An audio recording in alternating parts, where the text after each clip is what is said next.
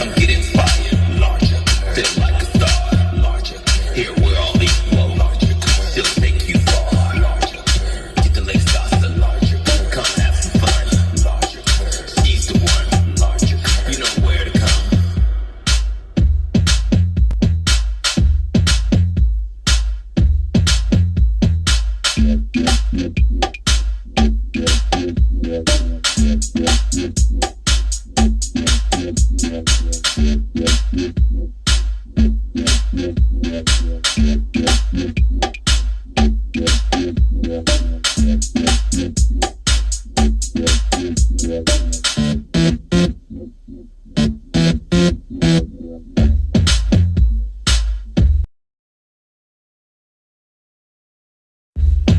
Larger, come get inspired. Larger, feel like a star. Larger, here we're all equal. Larger, still make you fall. Larger, get the legs tossed. Larger, come have some fun.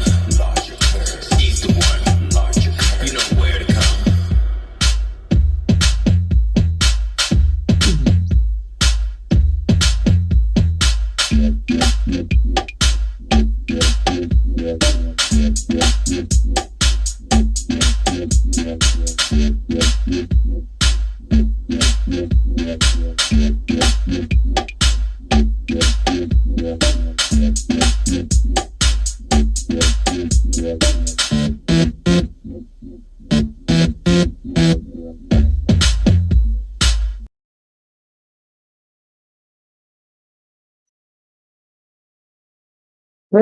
Hey, thanks for coming through, you guys. Thanks for coming through to Larger Curves this morning. Make sure you smash that like button, smash the subscribe button. If you haven't already, ring my bell so you can get notified when I upload videos and so you can become part of the beautiful curvy community that we're growing in the YouTube streets.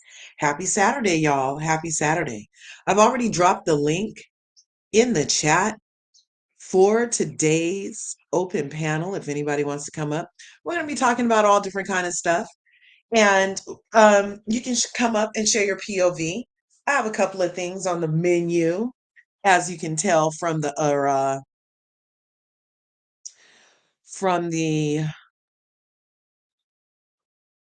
thumbnail for this video. I'm still talking about Bozo and Garcelle and the kin of it all.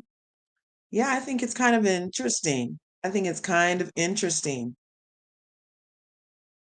Okay. I think it's very interesting. Darren Hood, thanks for being here. Happy Saturday.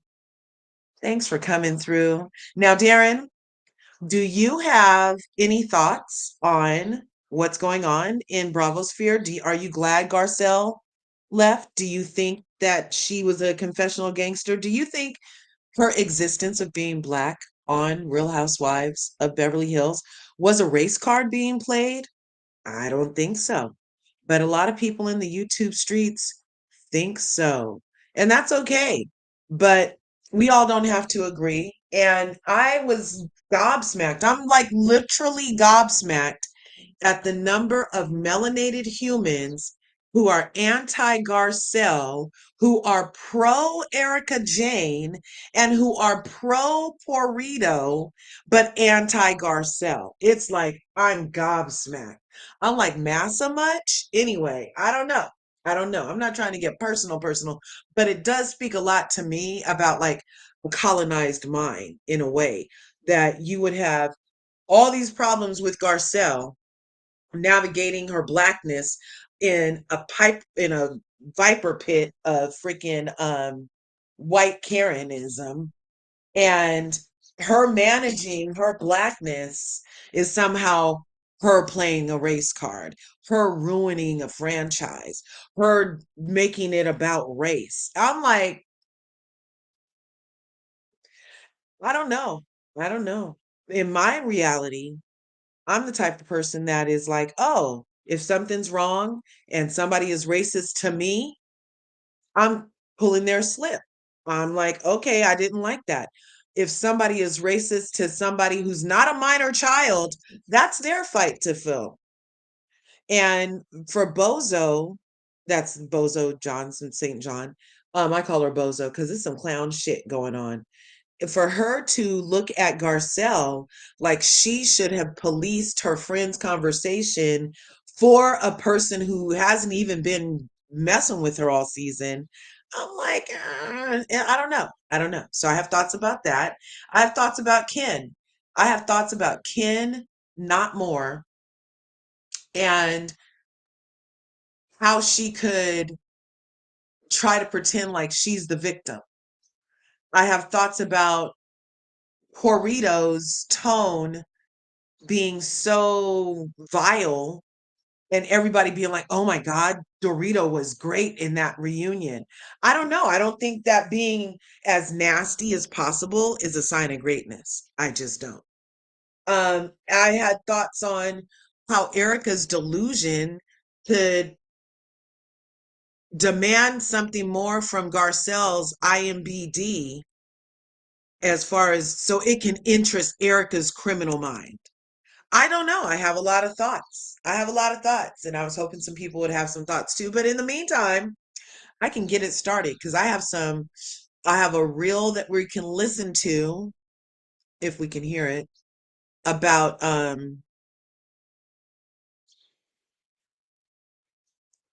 let me try to share this.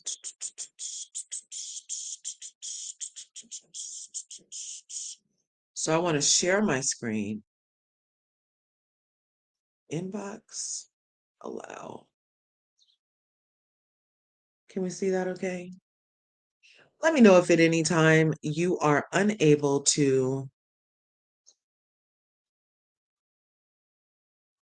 see what's going on. Okay. So this is something we'll get to. But I had a lot of little things. This. I was gonna play this because it is clips of Garcelle being black in this viper pit and navigating all of these macroaggressions without ever giving us an angry black woman. And I, for one, respect the hustle. So let's see if we can see this. I don't want to get copyrighted.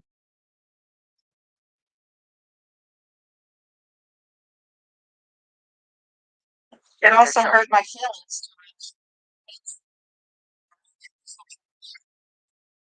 Getting fussed at. So that's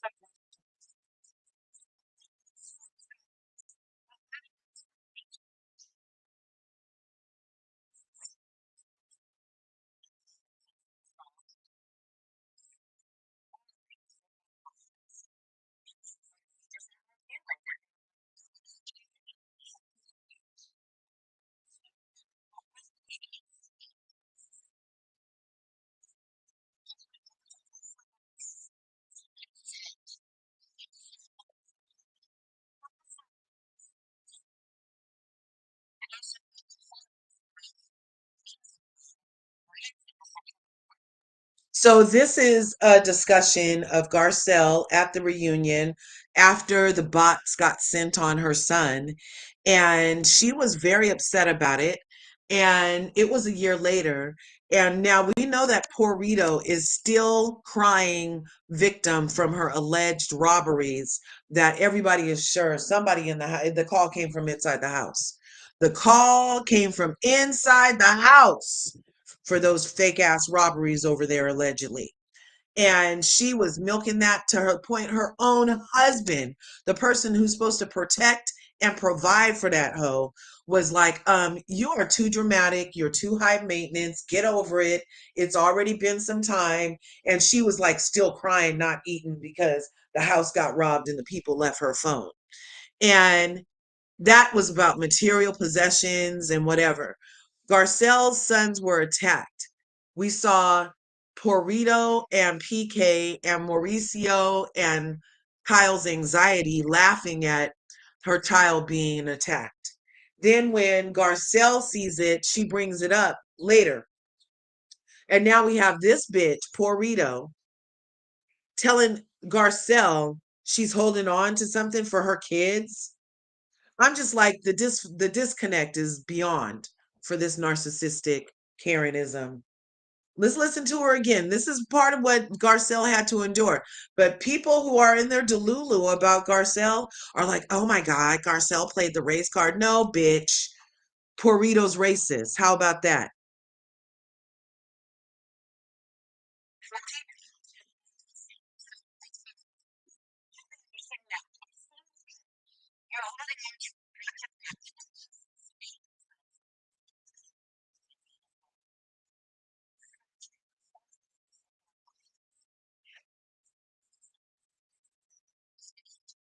And that part, when racists don't want black people to emote feelings, they want them to curb their feelings, to readjust their feelings for whiteness's fragility. Like, see, in this moment, because Corrito is called on the carpet and needs to take accountability for her actions in mocking the pain of a child, then instead of do that, she's flipping it and making the problem Garcelle's feelings. Because when you're a racist, black people don't have a right to feel. That's part of the dehumanization of blackness, is that we're not even allowed feelings. And oh, isn't it so awesome that the white lady Porrito gets to tell this black lady that her feelings aren't what valid?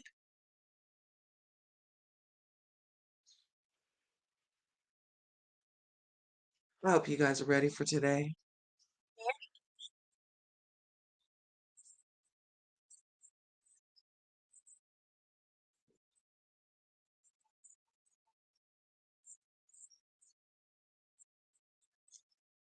And Garcelle felt sad that you guys were sitting around laughing at her fucking kids and never even said you're sorry.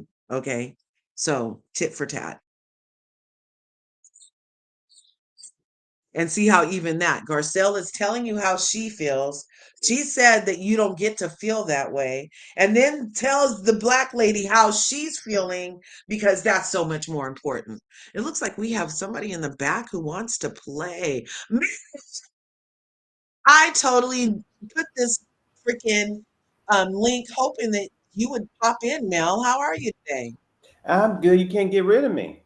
I don't want to get rid of you. Bother you properly throughout the week. Like, It was a good show yesterday. We talked about all that stuff, but today we talk about Miss Kenya and Garcelle and all our chocolate ladies on Bravo. yes, yes, because I have thoughts. Like, I feel like Ken went too far. I feel Yeah. like Erica's not more interesting just because she's a criminal. I feel like Bozo might not be kinfolk. I feel like poor Rito yelling for an hour doesn't make her interesting, or ooh, she ate that reunion. I think it just looks like she's unhinged. And I think that Garcelle left the way she came, never given us a stereotype of blackness. And she never, I don't even mind that she got back to her room to say all the fuck yous for Erika, because you they want her to be on stage displaying angry, losing her shit, reacting. They want that. So I kind of feel like Garcelle not giving them that was to her benefit. I don't know. What are your thoughts? I agree with you. I agree with everything you said. I think that we'll start with Garcelle. I think that you know what, Kurz, at this point, uh, for the past, I'm going to say the past 2 years, maybe. I think it really, unfortunately, got really hot when her kids were, when her kids were involved. Where the audience seemed to want to, they were obsessed with telling Garcelle what to do, basically, how to act, how to speak, how to talk. She wasn't strong enough. She should have did this. She should have kicked this one. Went to prison. All that stuff. And I never really was interested in telling Garcelle what to do. I think that the fact that the ladies, the Fox Four or whatever they want to call it, they were so frustrated by the way she left. I'm pleased with that. I'm tickled with that. Because I guess there's a routine, there's a tradition that you got to take the picture or whatever. I don't care about that. I'm glad that she disrupted the end of the show and she left the way she did. I enjoy it. Me I like too. the Yeah, I like that she left. She did her own thing. I don't need her to play by anybody's rules. I Oh don't my think she ever God. did. Thank No. you. Hey. Right. Like, and because in this world, we do kind of assimilate and Oh play yeah. like other people in order to Mhm. air quote fit in and not stand out. And I appreciated Garcelle so much for not playing into any stereotypes, for only doing things her way. And I'm not mad at it now, but you know what I am mad at is the Karens of the crew. And Erika specifically to pretend like she's more interesting or has a right to demand interesting from Garcelle. Right, right. Like, When her husband was responsible for buying the illusion that Erica was interesting because she never was. She was very mannered when she got to the program, and I think that's because she obviously had a lot of secrets and things. We still don't know why she was so unbalanced when it came to her own son. When she right, attacked Eileen at the table, like that's not. I mean, I don't want to tell a mother how to react, but when I watched that episode over and over, and that was the episode where Lisa Renna was going crazy on Dorit. Um, she lost her mind. Eileen said, something that was a passaway comment. She lost her mind. Like Erica is, in my opinion, again, I don't know her. She's unbalanced emotionally, and there's right. something deeper. There's something deeper there that she hides, and that makes her very boring to me. You going around saying Pat to this and this and that. Listen, I'm a gay man, and I never liked her.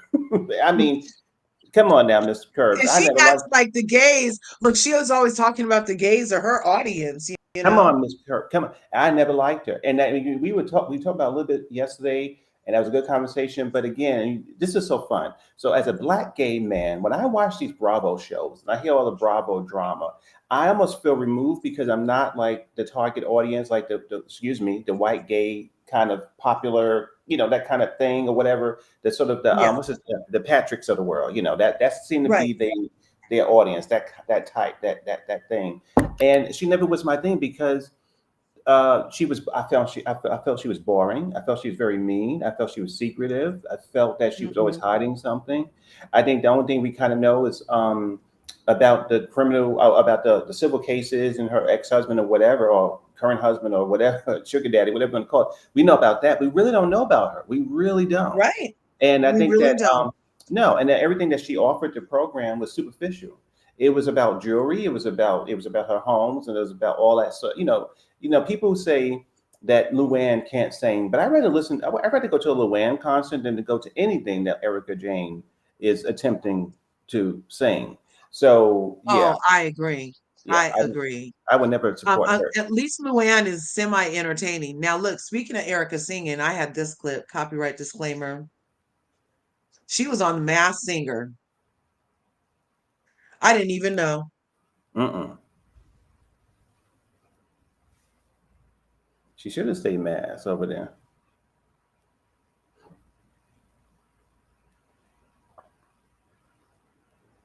She sounds horrible.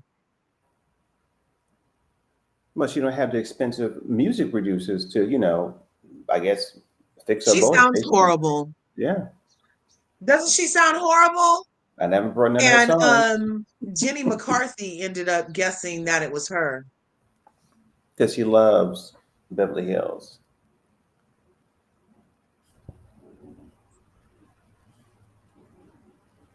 She acts like that. She acts like that is awesome. Hmm.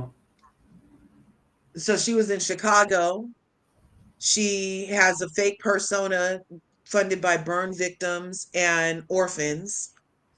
It takes $20,000 a month for her to look almost normal. And whenever anybody brings up the victims, it's always, what about me? Oh, look, Dina said she'd rather hear Dr. G. Lord have mercy. My Thanks God, for today, coming honey. through, Dina. Oh my gosh, Shay B is in the house. Oh my gosh, thanks for coming through, Shay B. Been missing you, girl. But yeah, so she acts like this is interesting, and people who love Erica are gonna add this to her rep. They're gonna be like, "Oh my God, did you see her as the terrier on The Masked Singer?" And I'm like, "Oh my gosh, that is not talent. That's not talent." Anyway, so I just had to show us that. Let's see. She's too much. I have a lot of and I took it to Chat GP damn T about it. But I wanted us to show this too, since we're talking about the Erika and Garcelle of it all. Um, Yeah, I don't like Bryce.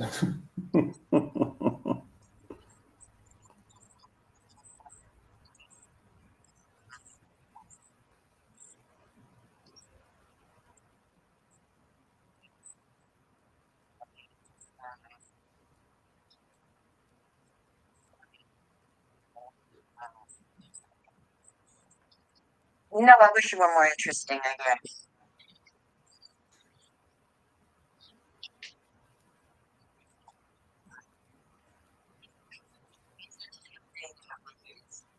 That, like, inflammatory.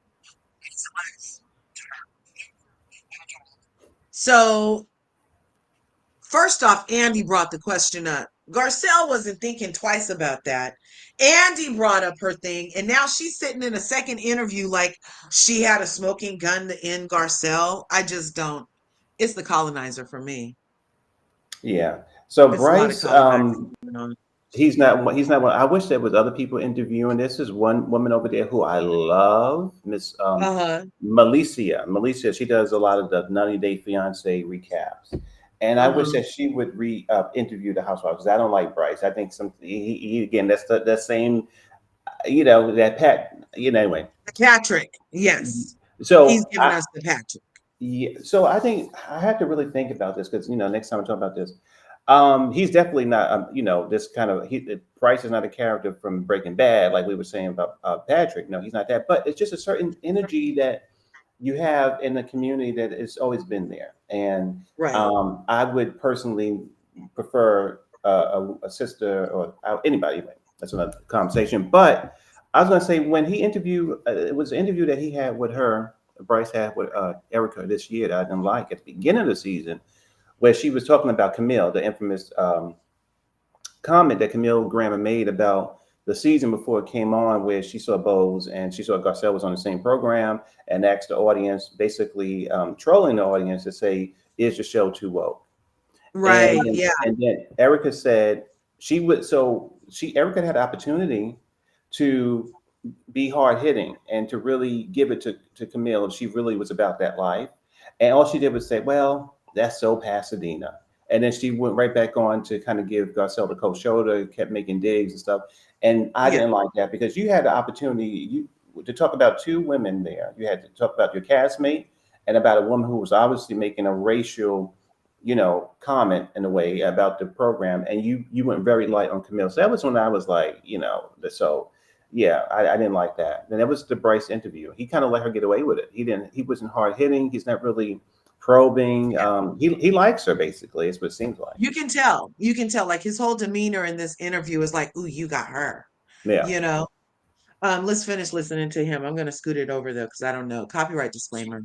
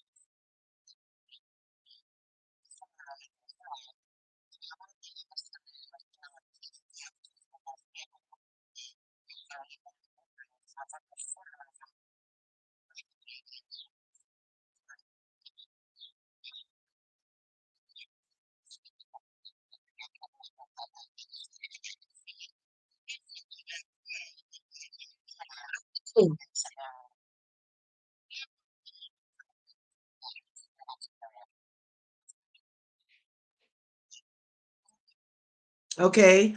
So, yeah, she's thinking rather highly of herself. She's thinking like she did great.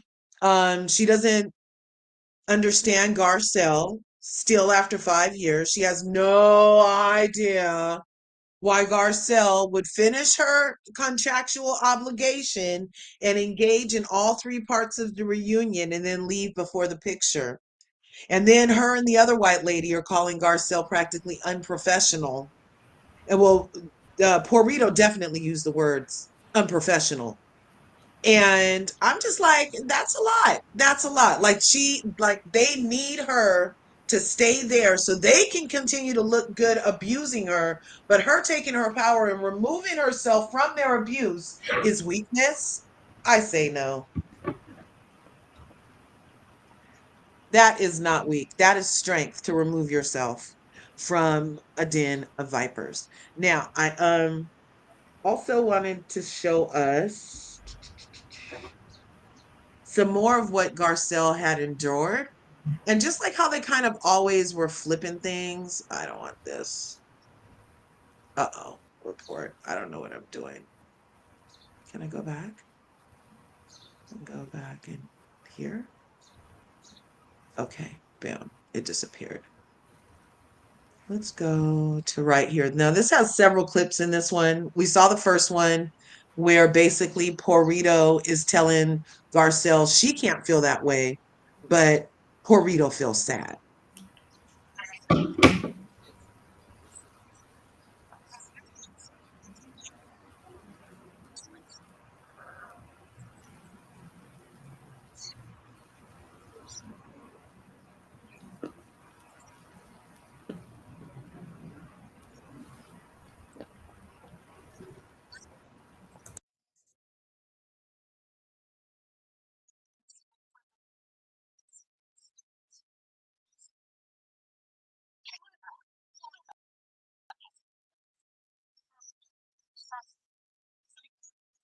Now, this scene, ex-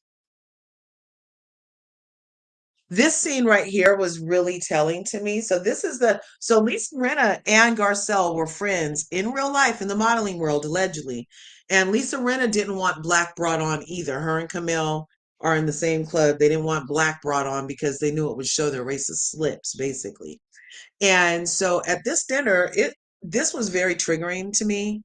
This scene, when Garcelle is explaining how being the only one is there's a difference. And tell me about the freaking gas in that room. She was literally the only Black person on the set. She was literally the first Black woman on Real Housewives of Beverly Hills. So that means you're different. Yeah, you're different. Okay, that means she pulled up to the scene with her ceiling missing. And they are going to tell this Black woman that she's not different. There's no difference. But she was the first of because there was a difference. But no, you're not different. We're treating you exactly the same. There's nothing to see here, lady. Your feelings are so weird. And then she's going to be like, get to the truth. It was just so triggering to watch these freaking Karens play with her and get her to open up only to weaponize it. That's what I'm saying. Let's listen if it'll play. Yeah, they saying they can't hear the video in the chat. Okay, oh, I'm gonna play it now. Here. Let me see.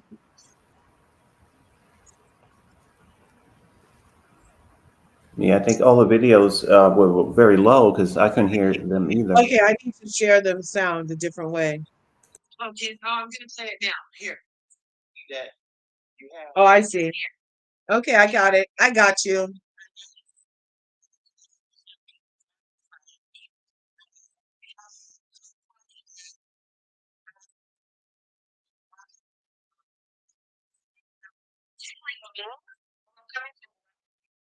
Okay, I'm gonna go back to this first one. I'm gonna go back to this first one. Thanks for letting me know. For some reason, I don't know why the media doesn't share sound. Grudge of that. Anyway, Adding to it. So I felt the way I felt because I saw the scene. And then sharing my feelings, you being defensive and not letting me just have my feelings. And you're like, it happened a year ago. You should be fine. it's not that. It was It more wasn't, as though. I wasn't singling you out. That's why I feel like when people are guilty, they're not. I just felt sad. Okay, Sad can that you guys felt hear that way. this? Just say that. It also hurt my feelings to watch Yep. friends of mine Yep. laugh at the situation of a Okay, 14-year-old. So let's call it even. I completely understand that, but it seems like you're holding on to a grudge of that. Anyway, Adding supportive. to it. So I felt the way I felt because I saw the scene. And then me sharing my feelings, you being defensive and not letting me just have my feelings. And you're like, it happened a year ago. You should be fine. It's not that. It was It more wasn't, though. I wasn't singling you out. That's why I feel like when people are guilty, they take it on. I just felt sad. I felt sad that you felt that way. Then just say that. It also hurt my feelings to watch friends of mine. Okay, laugh so at that the was the first one.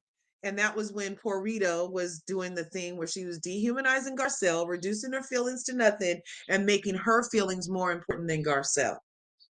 That's dehumanization. Now we're going to look at the second clip. And this is when Lisa Rinna, this is when Lisa Rinna and Erika, Lisa Rinna and Kyle are at dinner right here. Let me move this over. So we just heard this one. Now we're going to listen to this one. Remember when they were at the dinner? Okay, so let me turn this up. What do you hear her say? I think she's sad and in pain. How do you feel about that, Rena?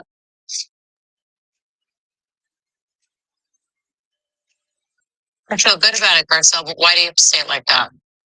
That's the way you said it to me. Like, why didn't you say, Diana, do you hear Garcelle? Because I think you're defensive and I don't hear her being defensive. So I go, Why am I Garcelle, defensive? why are you Why? defensive? You tell me. You seem to know everything. You tell me. Fear. I'm fearful.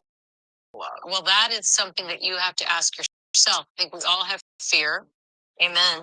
And I think that when we come from love, we don't come from that defensive. So I go, why are you telling me about coming from love? Yeah, I am. What do you hear? What do you hear her say? So I think So that was another example of just like the amount of gaslighting this woman had to go through in merely existing as the first melanated goddess in this space. It was every episode was just some more white bullshit for her to get over and then try to answer to just so she's not looking crazy in a conversation. But then she ends up looking crazy in a conversation because they're crazy. That was a hard scene for me to watch. Telling Garcelle she's not coming from love because she's defense. It was just weird. Lisa Rinna is like the devil's mistress. I'm pretty sure she's Lilith. Pretty sure she's freaking Lilith. Okay. Now here's, oh my gosh, the next scene. This is Anne Marie.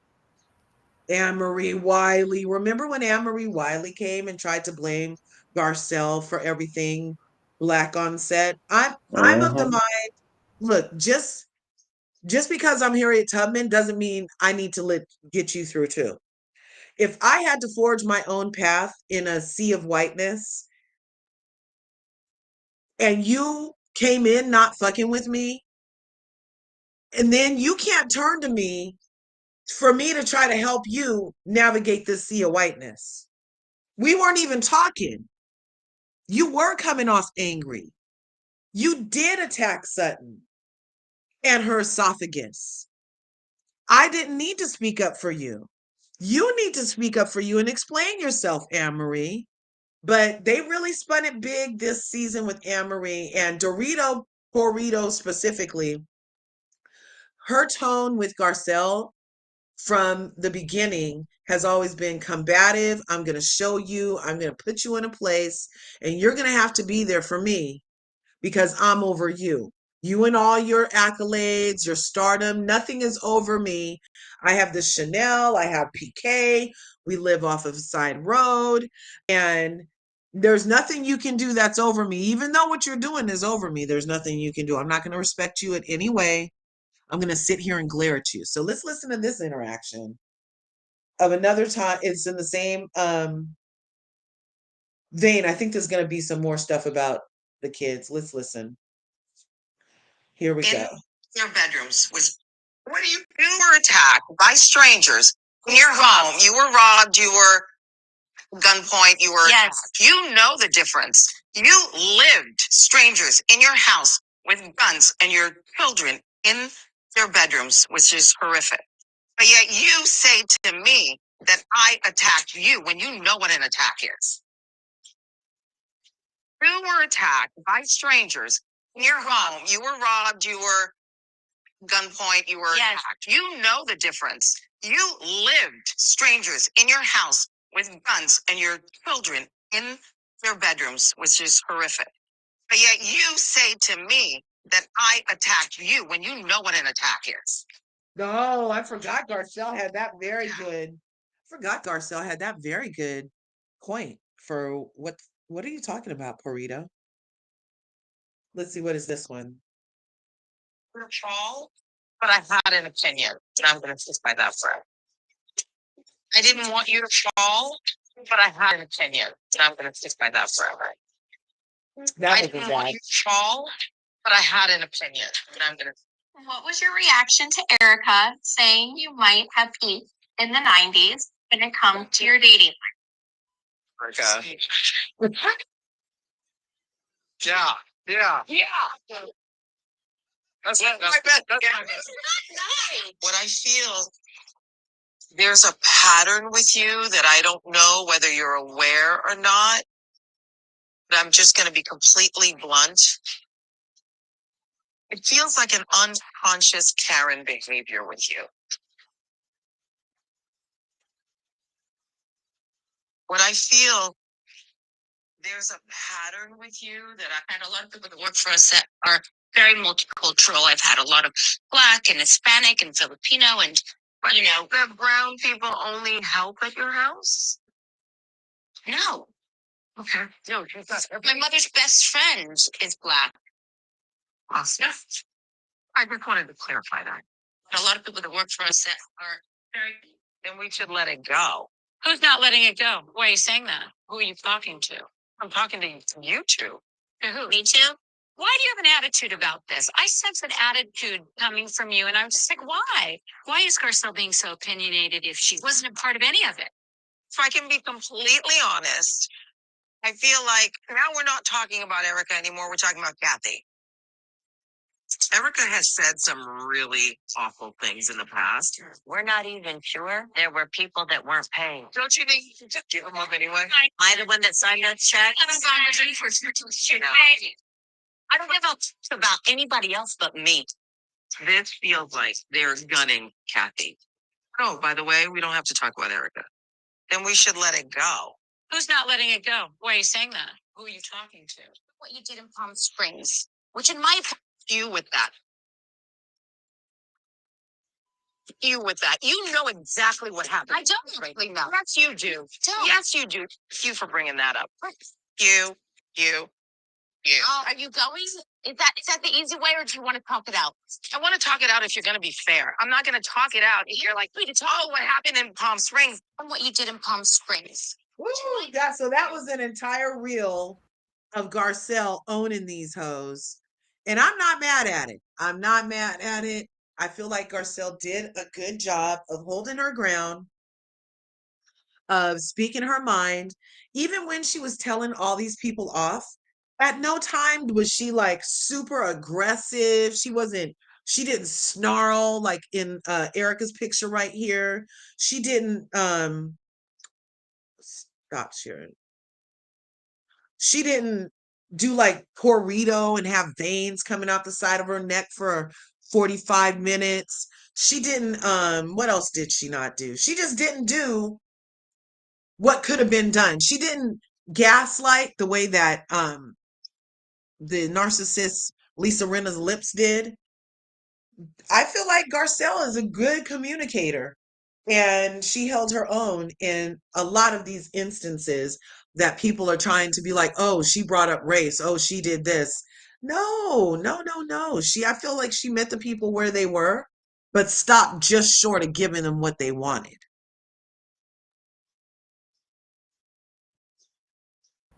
Yeah, I agree. I mean, I think that I think that for me, I always remember that Garcelle came on this show. As a viewer, I was excited because she came on because she used to shop in Lisa Rinna's store and somewhere out there. She had a store she used to talk about all the time. So she used to be a frequent shopper of Lisa Rinna's little shop that people had a lot clear. So many people. I remember hearing about that her shop years ago before she got to Lisa Rinna got to Beverly Hills. So she really was very friendly with Lisa Rinna, and she thought that it was going to be Lisa Rinna and Denise Richards and her just having the best time ever. She didn't go into that program hostile at all, and she actually didn't understand Sutton. She didn't understand it very well. So when Right. Lisa Rinna decided to basically try to bully both Denise Richards and try to microaggress or macroaggress or just she felt uncomfortable because Garcelle was on the show. She ruined those friendships between these Denise Richards and uh, and Garcelle. Garcelle came on Yeah. the show because she in her mind she was very friendly with Lisa Rinna. She was looking forward to it. That was all the interviews. I can't wait to be on this show with Lisa Rinna because we've known each other for 20 years. I've shopped at her store. We auditioned together and different things. We basically the way that Garcelle told it that she had the same friendship with Lisa Rinna as Eileen Davidson. I believe Yeah. Eileen. They had the same kind of loving friendship. So it was an adjustment for Garcelle that she realized, whoa, not only am I on this show with these women who may not be as brave to kind of voice that they are uncomfortable about me being the first Black woman, but the woman I've known for over 20 years is really giving me a hard time. And she's really going after a woman who I thought we were all friends with, Denise Richards. So now Denise is gone. And then Garcelle becomes the target. And by Yeah. right, she was not supposed to, in their minds, Kurt, she was not supposed to be there more than maybe 2 seasons. But because Right. the audience loved her so much and loved the fact that she wasn't belligerent, that she wasn't crazy, that she wasn't being explosive, that she was able to voice what she was feeling without having to, do all that, which is, being explosive and all that. Listen, I'm not mad at her, do that, but that's not Garcelle. And I think that's why Exactly. people like her because she's a survivor. Now, when this last reunion happened, we have to remember too, Curves, that this woman, the wonderful Miss Garcelle, she was crying last year, not about these women, but because people from her country, of course, they were being maligned, saying that they were eating dogs and cats, and she was upset about that. Obviously, the election went crazy, and then in her comment section on her social media to this day, people are still asking her if she's eating dogs and cats. And nobody on the program of these people who claim they're friends are coming out talking about that. They're not going to her comment section, into her social media, protecting or trying to talk to the trolls. I don't see Bose there too. That was one of the points I missed on the panel a couple of weeks ago. That Bose knows this. She knows that people have been using that rhetoric against Garcelle. That has nothing to do with the show. But we see no member of the cast really talking about how disgusting that is.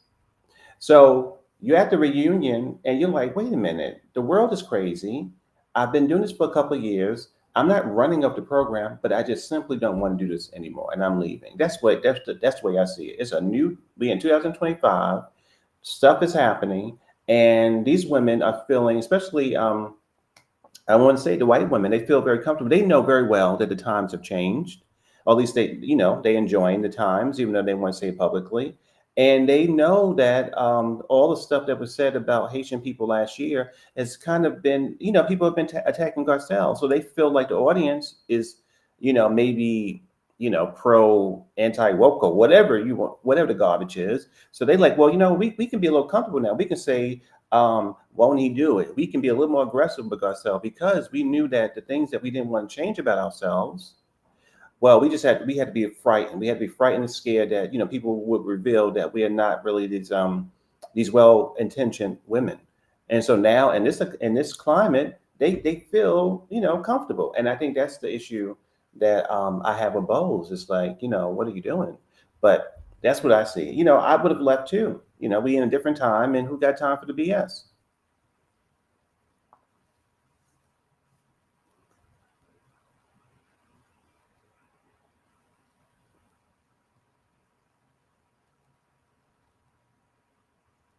Yeah, that was intense, Mel. That like I loved that POV that you just shared because I that was spot on. Garcelle is a different type and they had attacked her and yeah, yeah, yeah, yeah. And that clip, I was going to say Crazy. that clip you showed about the burglary and what's her name in Dorit's house, and then that was a point.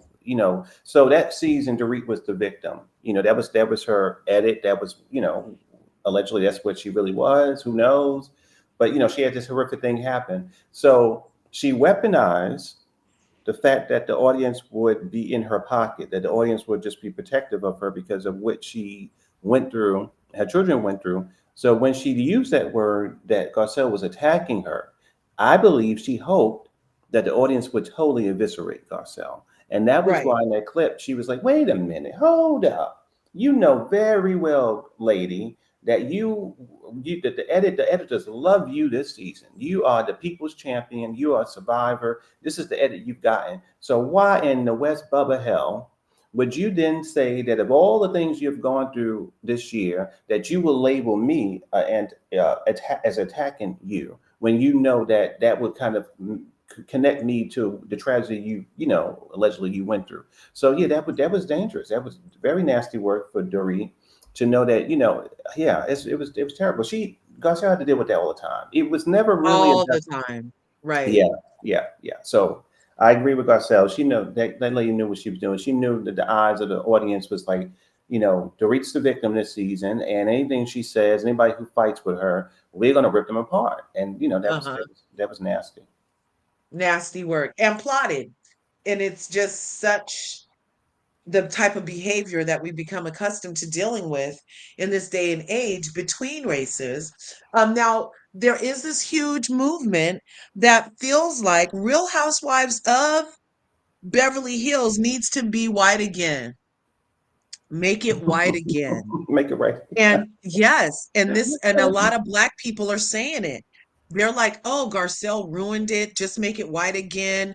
She has these ladies walking on eggshells. Like it's Mhm. Garcelle's fault that in 2025, white people are faced with their racist tendencies, and the presence of Garcelle making that happen is means that messed up the show, and we don't need to have white ladies be awakened to their tendencies and biases, and that's not entertaining. And I'm just like gobsmacked, Mel. Yeah. I'm gobsmacked. Well, you know that people in our community, curves, they blame Ebony for ruining New York City. And I would always not fight with them, but I always would talk with them the same way I talk to people about Garcelle. I was like, wait a minute, what show are you watching? I was watching. I'm sorry, Bethany, love her or hate her. Any season Bethany was not a part of, that show New York City went down, and we have to remember that by the time Ebony got there, we lost Bethany, we lost Dorinda, and we lost Tinsley, and all we had were these octogenarian, senior citizen, nasty Republican, Trump supporting women who were always going to the bathroom on the floor and wearing dirty Depends. This is what we Right, had on the show. right, So that is what ruined that show. And on this show, Garcelle, again, she didn't ruin this show. The simple fact is they have no storylines. They are very afraid of the audience. They don't want to show anything. As we talked about with Erika, she's a very boring lady.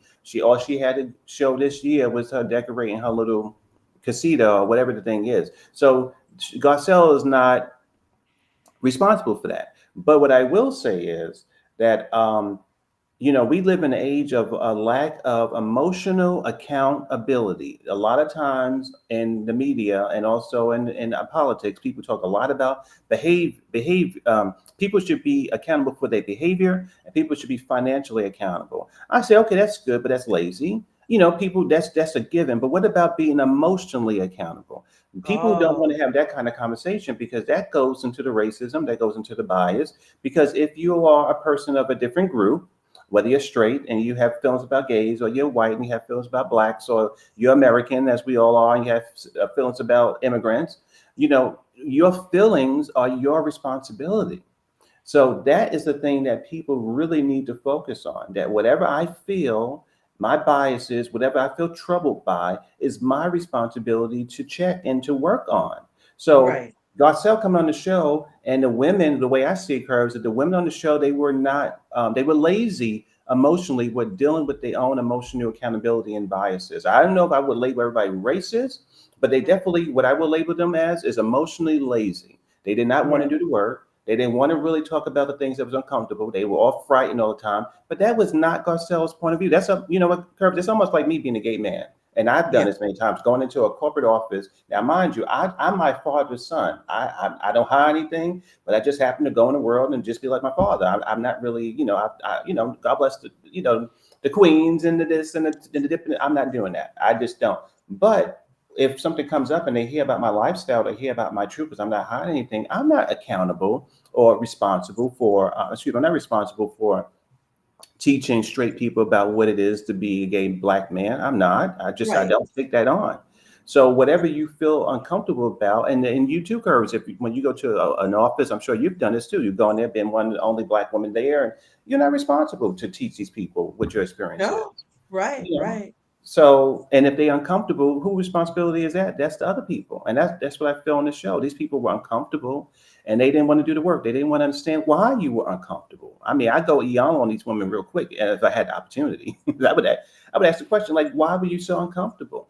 Do I believe that you're racist? I don't know, but something is going on there. You felt nervous, and Lisa Rinna, to her credit, was the only one that was willing to kind of say it real quick, and then she didn't want to own it at the reunion, but she said it. Right. She felt uncomfortable. I feel like that was what, and you know what?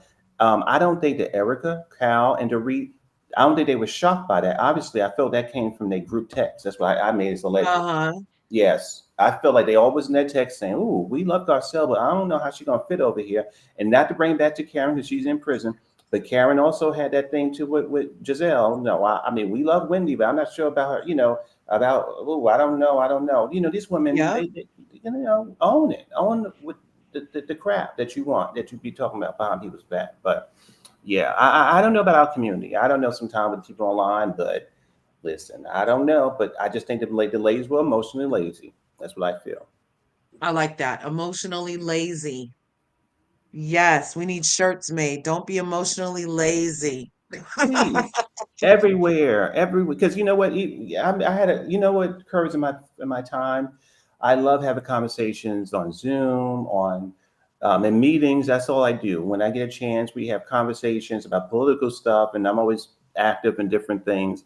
And that was the thing I thought about from listening to people these past couple of months. And I just like, we are in a pandemic of people being emotionally lacking emotional accountability. Basically, people are Yes. so focused on the LGBT this and the woman's right that and this that all that stuff about behaviors and about all that. But then the people who are leading those conversations do not want to be responsible for their emotions. Now, I learned that from teachers like Iyanla, but I've also had teachers in my life that have gone to workshops, and that was the major focus on healing, which is whatever you feel when you wake up, you have no name for it. It's not a person's responsibility to fix that. It's your responsibility. If you're nervous about the world, or nervous about your work, or nervous about this, that, you have to be responsible, emotionally Yeah. responsible. You got Yeah. to be. And we live in like a pandemic of this whole world. It's like, I feel this way and I'm gonna blame these people. No. Or Right. this lady, or she's boring. No. What about your life, Erica? I mean, be responsible. You have not had a storyline because at all. And you know what? I would be controversial. I don't think Erica ever had a storyline, to be honest with you. Every storyline she's ever had was because of her husband. It was Uh-huh. Yeah, his scandal gave Hmm. her the storyline, and then when he wasn't in scandal, his money gave her supposedly her being fabulous or whatever to the people. It was never her. She's a shell. She's frozen and fake. Right. Well, you're hitting on something. So I always think of it like I've been here in terms of emotional IQ. Yeah, So yeah, so there's an emotional intelligence that includes self-awareness, self-regulation, empathy, social skills, and motivation, right. right? And then there's emotional accountability, and that means like you're owning your emotional responses, apologizing sincerely, recognizing how your behavior impacts others, and doing the work to repair harm and grow by not blaming others for your emotional state. Come on. And Yeah, I appreciate that if we look at a difference, the emotional intelligence is about understanding the emotions, whereas the emotional accountability or not being emotionally lazy is what you're talking about. And that's about taking accountability and responsibility for how you use the understanding of your actions. So that's a really relevant point to what we're even looking at on these reality shows is their absolutely. use of emotional accountability, their weaponization of it, and their lack of emotional intelligence sometimes with their gaslighting and narcissistic Eh, behavior. You hit it, and I love this conversation, Kurt, because you're hitting on the head. So all the clips you showed, and we don't even have to show all the ones you showed, but me and you. Okay, so of all the times that the woman has had an argument with Garcelle, they were nervous, they were timid, they didn't know how to say it. Now our communities blame Garcelle, say, "Oh, you made them uncomfortable." But what we are saying is, Garcelle showed up. Now, mind you, Garcelle was not. Excuse me, she was not saying. Anybody in your bathroom doing the powder? She would paint powder. Right, She didn't say that. She didn't say people were cheating. She didn't research. She didn't do all the stuff that Lisa Renner. Hello, she didn't try to choke nobody. But yet with right. her, Lisa been forgiven. This woman, Lisa has put them through the ringer. All she did was showed up, and guess what? They became uncomfortable. Now the audience, we can't label them as racist, and I think that word, I want to go there. We're going to do the work. We won't go use that word. But our audience has been very confused. Okay, girls, why has this woman made you so uncomfortable? She's not acting like Lisa Renner, and she's not being savage. Okay, she's not Hmm. the Lisa Vanderpump. She's not doing none of the stuff that you have survived. She's not even Brandy. She's not doing none of that. Right. Why is she so? Why is she the villain? That's the number one Hmm. question. Why is you so uncomfortable? Now we got to start doing the work there. That's where the work starts because at this show, we had some lady up there, Brandy, Lisa Renner. I'm trying to remember all the people. Oh my gosh, even the witch was Right. up there at one The point. The witch. witch, Yeah, that witch. yeah. So we had Ah, we had we had some doozies on this show, and of all the things that the women have survived from doing to each other, nobody, Garcelle has not done that one thing in that territory of being reckless. She's not. So then, what's the issue? Are you a racist, or do you just feel like you have emotions or you have thoughts that you feel if you express them on a national platform, you won't have the love you. like you said, you won't have the emotional Thank you. intelligence to really explain to your audience and explain it correctly. That won't get you Mm, cancer. I don't believe you can get cancer now, especially when you act the way these girls act. Because look what we got for president. So they don't have to worry about that. right. Yeah, but I think last year when they were filming this, they didn't know what the country was going to be like this year, so they still were very Hmm. nervous. But I do believe what you said is spot on. That we are dealing with women who are not brave enough to deal with what they. I mean, those are the simple questions. Why are you afraid of Garcelle? She's not as nasty or as mean as Lisa Renner. Number one. What has she done? Has she messed up your business? Has she messed up your Yeah. marriage? Has she said that you were a drug addict? I mean, let's go down the list. Has she tried to hurt you or put a spell on you or what? She's not done Yeah. none of these things. So what's the problem, ladies? What's going on? I wish I would ask these people that. I would ask them. Yeah, because it feels like Garcelle has demonstrated both emotional intelligence or Absolutely. IQ as Yeah. well as the emotional accountability because she sets boundaries. She let the people know. She's like, "Would you have asked the white lady this?" It wasn't like she dragged it around, but she was like, "Okay, I'm just getting a feel for you here. You have a big problem with how I feel. Are you okay?" Right. She reflects on the dynamics, whereas Dorit, She pretends to have emotional intelligence but I don't think she really reads a room great. She totally lacks accountability.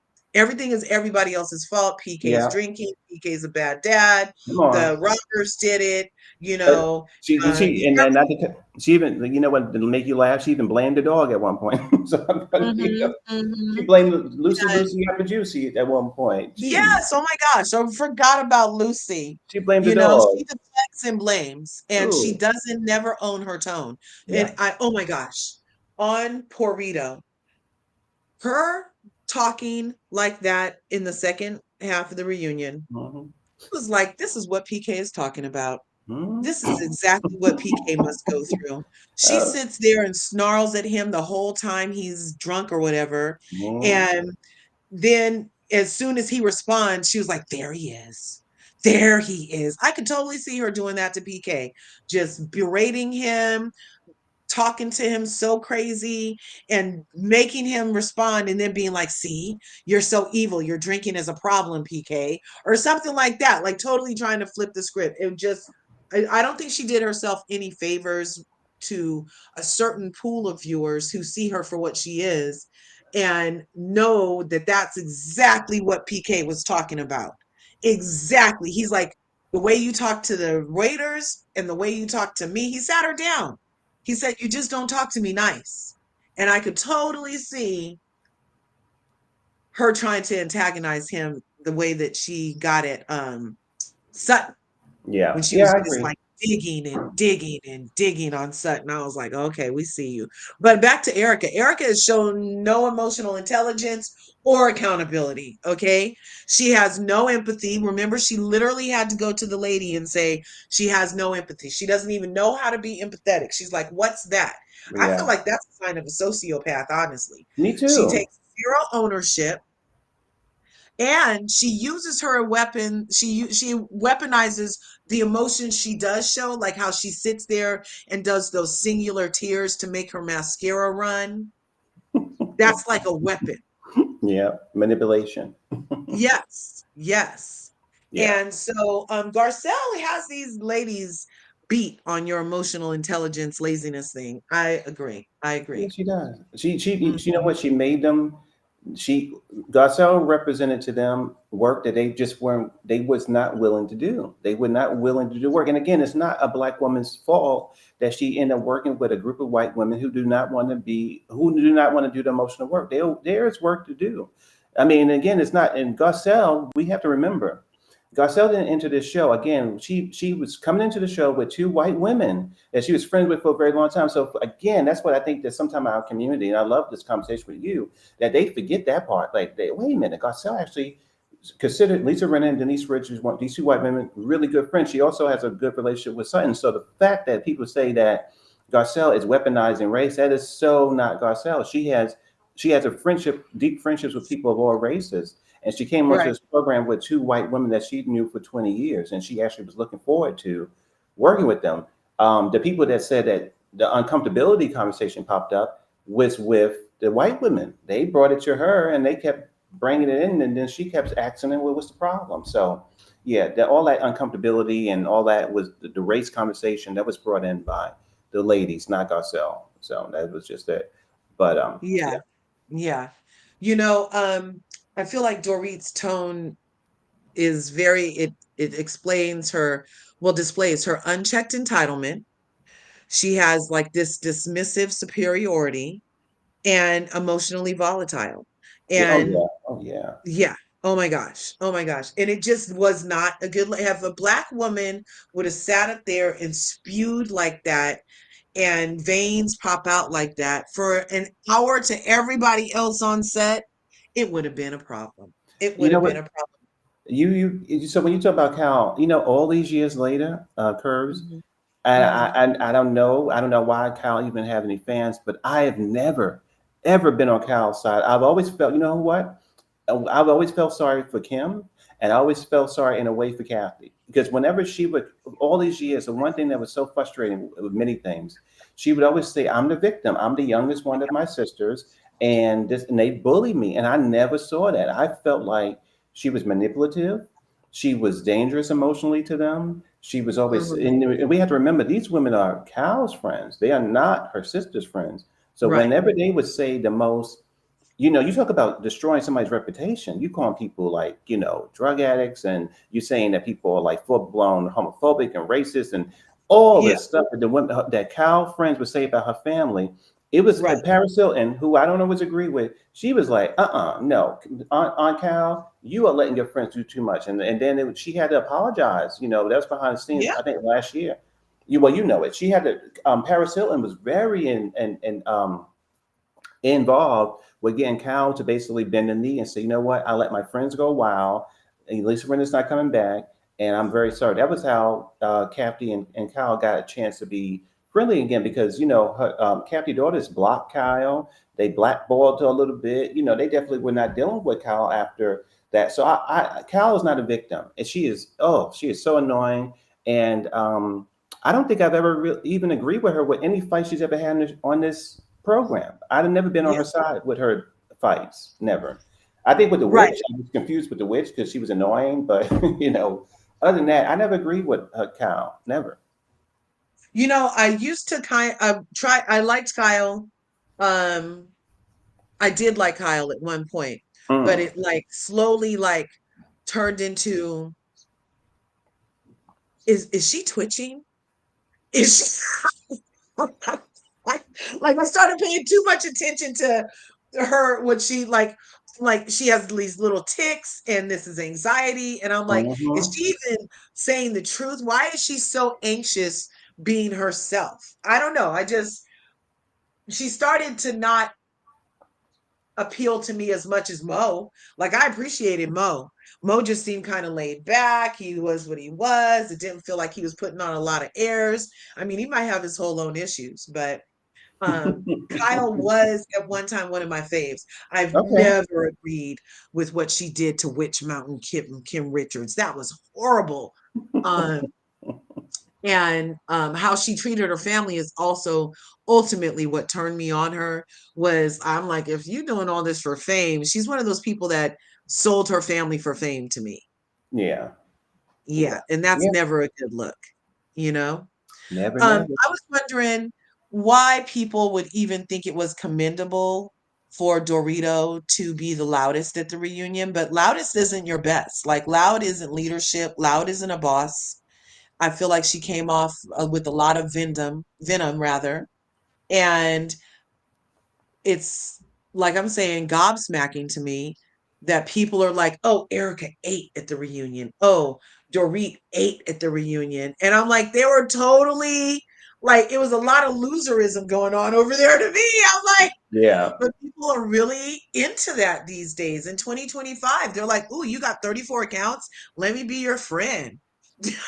Ooh, ooh, you faked the market price for your stock. Let me be your friend. Like they're Mhm. like totally the faker, the more illegal, the less the less leadership qualities, anything that it is opposite of being a good person as we know it is what is the soup of the day. Yeah. But the good news is, like they used to say in the church, that the tides will turn. It will, because you know what? For a little bit, it was like people felt like people were just too politically correct. And now they celebrate people who are, like you just described. But I do feel like it's going to go back to the other way. But hopefully it's more balanced where people don't have to be afraid to be curious about things, but you're not going to be celebrated if you're a criminal and if you're mean and nasty and loud. Yeah. And yeah, I'm waiting for that moment because yeah, I like you. I saw the reunion, and you know what? Not even about Garcelle, no, excuse me, not about Erica and Dorit, but more about and not even about Patrick, not about Patrick or anybody else, but just in general, Bravo. I'm so tired of the formula that these Mhm. women. I mean, for me, I don't know. I just feel like these shows are very dry right now, very dry. Salt Lake surprised me because the city itself wasn't my city. I didn't really, I didn't think it was a pretty city. All I understand, but I find them compelling. The other shows, And Married to Medicine, obviously, I kind of watched it halfway through this year, but it was good too. But this Housewife show is really not really getting me to really be invested this year with Atlantic. Yeah, we'll probably hopefully talk about that. But Atlanta, I've enjoyed from beginning to end. But Yeah. Beverly Hills, no, I didn't enjoy it. It just seemed like to me it was a season about God. It was a season about Kyle and Dorit's friendship, and Hmm. they did little events and did little things. I didn't feel like it was particular. I didn't feel like it was fabulous, or it just was so one note. It was one note. It was like the I, whole season was a it was like a whole season of filler episodes. it was, and I feel like I've always said this, that if the ladies on any show, the seasons I like the most of is when the ladies commit to like an event or a charity or something that they want to work on together, that they have to come together for a business of some sort or whatever.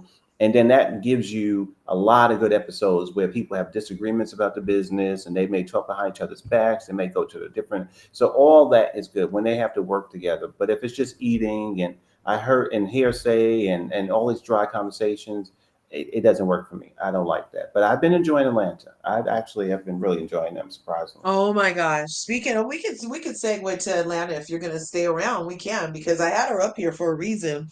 I had the kin of it all up here. I have not watched Atlanta. Okay, one last thing on the RHOBH.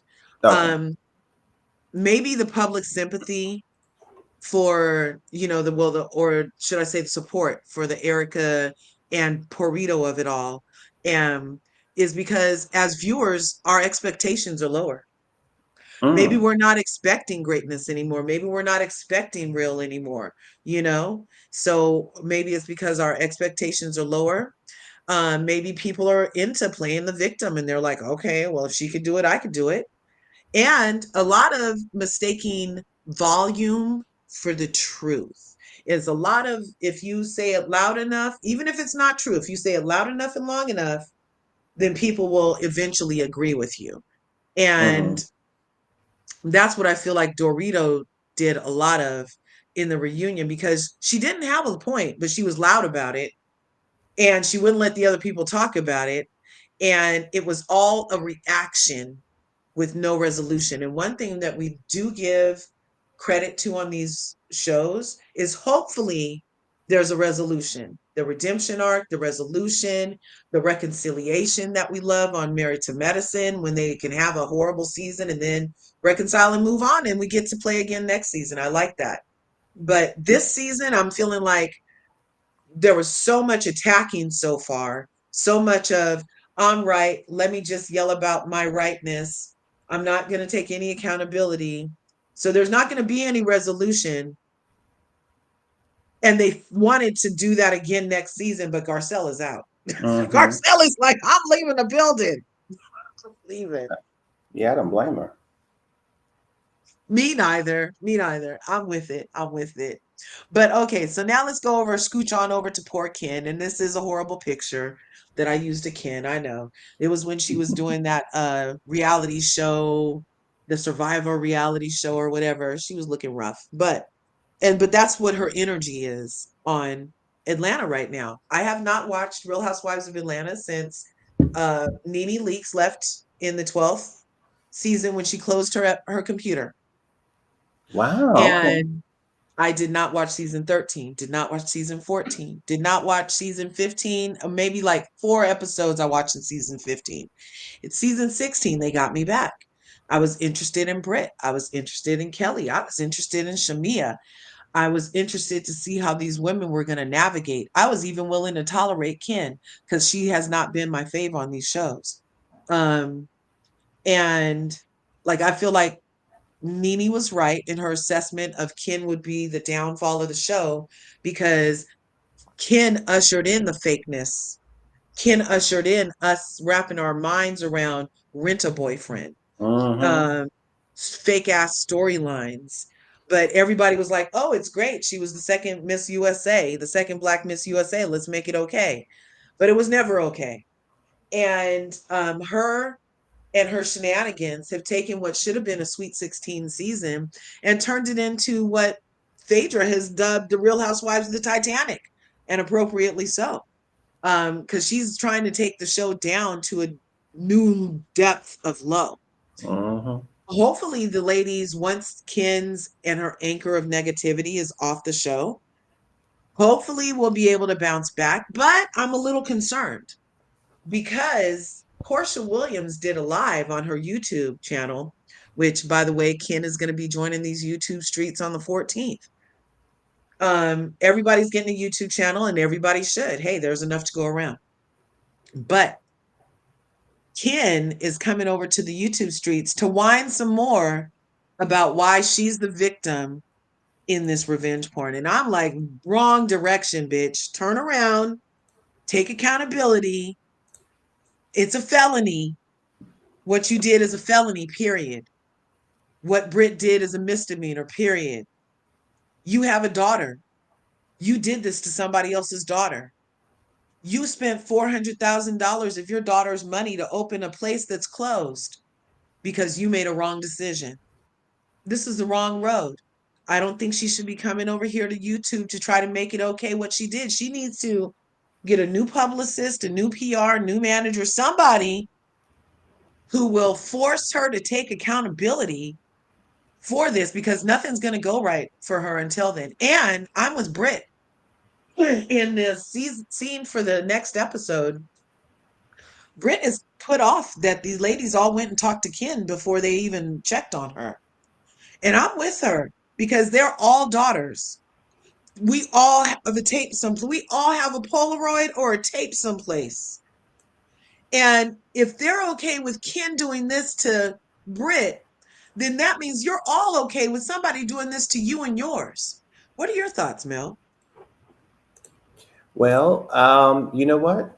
I think that was, you know what, this season. So I agree with you about Nene because I was bored. I was bored with the Bolo season. I was bored with a lot of the stuff. When Marlo came on the show, I did watch it a little bit. I enjoyed Sanya, but I wasn't watching every single week. This season, I've enjoyed the ladies. I've enjoyed Angela and Kelly, and I'm coming around to Britt a little bit. But I was watching a channel early, and I forget the name of it, but he'd been around for a little bit. I forget his name is Marcus, and he was talking about. You may know this because you do your research. That allegedly that it was not all in Britt's mind. Now I thought it was. I thought that Britt came onto the show having studied season 5 and season 6 of Kenya, and she came on to play that kind of villain role, where she'll come on and she'll pick somebody who has to be an OG, so that way that the audience will connect with her. But it seems that I could be wrong. You may know this already occurs that there's a new show coming out or a new season coming out of Desperate Wives, and a woman over there is called Ming Lee, and that Ming Lee was, oh, excuse me, is a best friend or connected to Kenya. But then Ming Lee is not. She knew Britt somehow. That her and Britt was kind of friendly, and then they had a big falling out.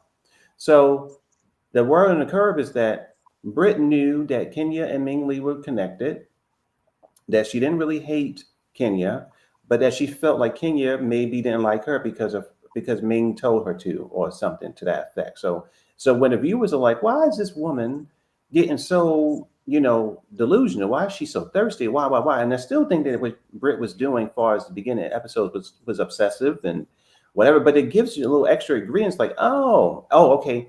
And then they said, is this the image right here? Because they said that that Ming was actually on.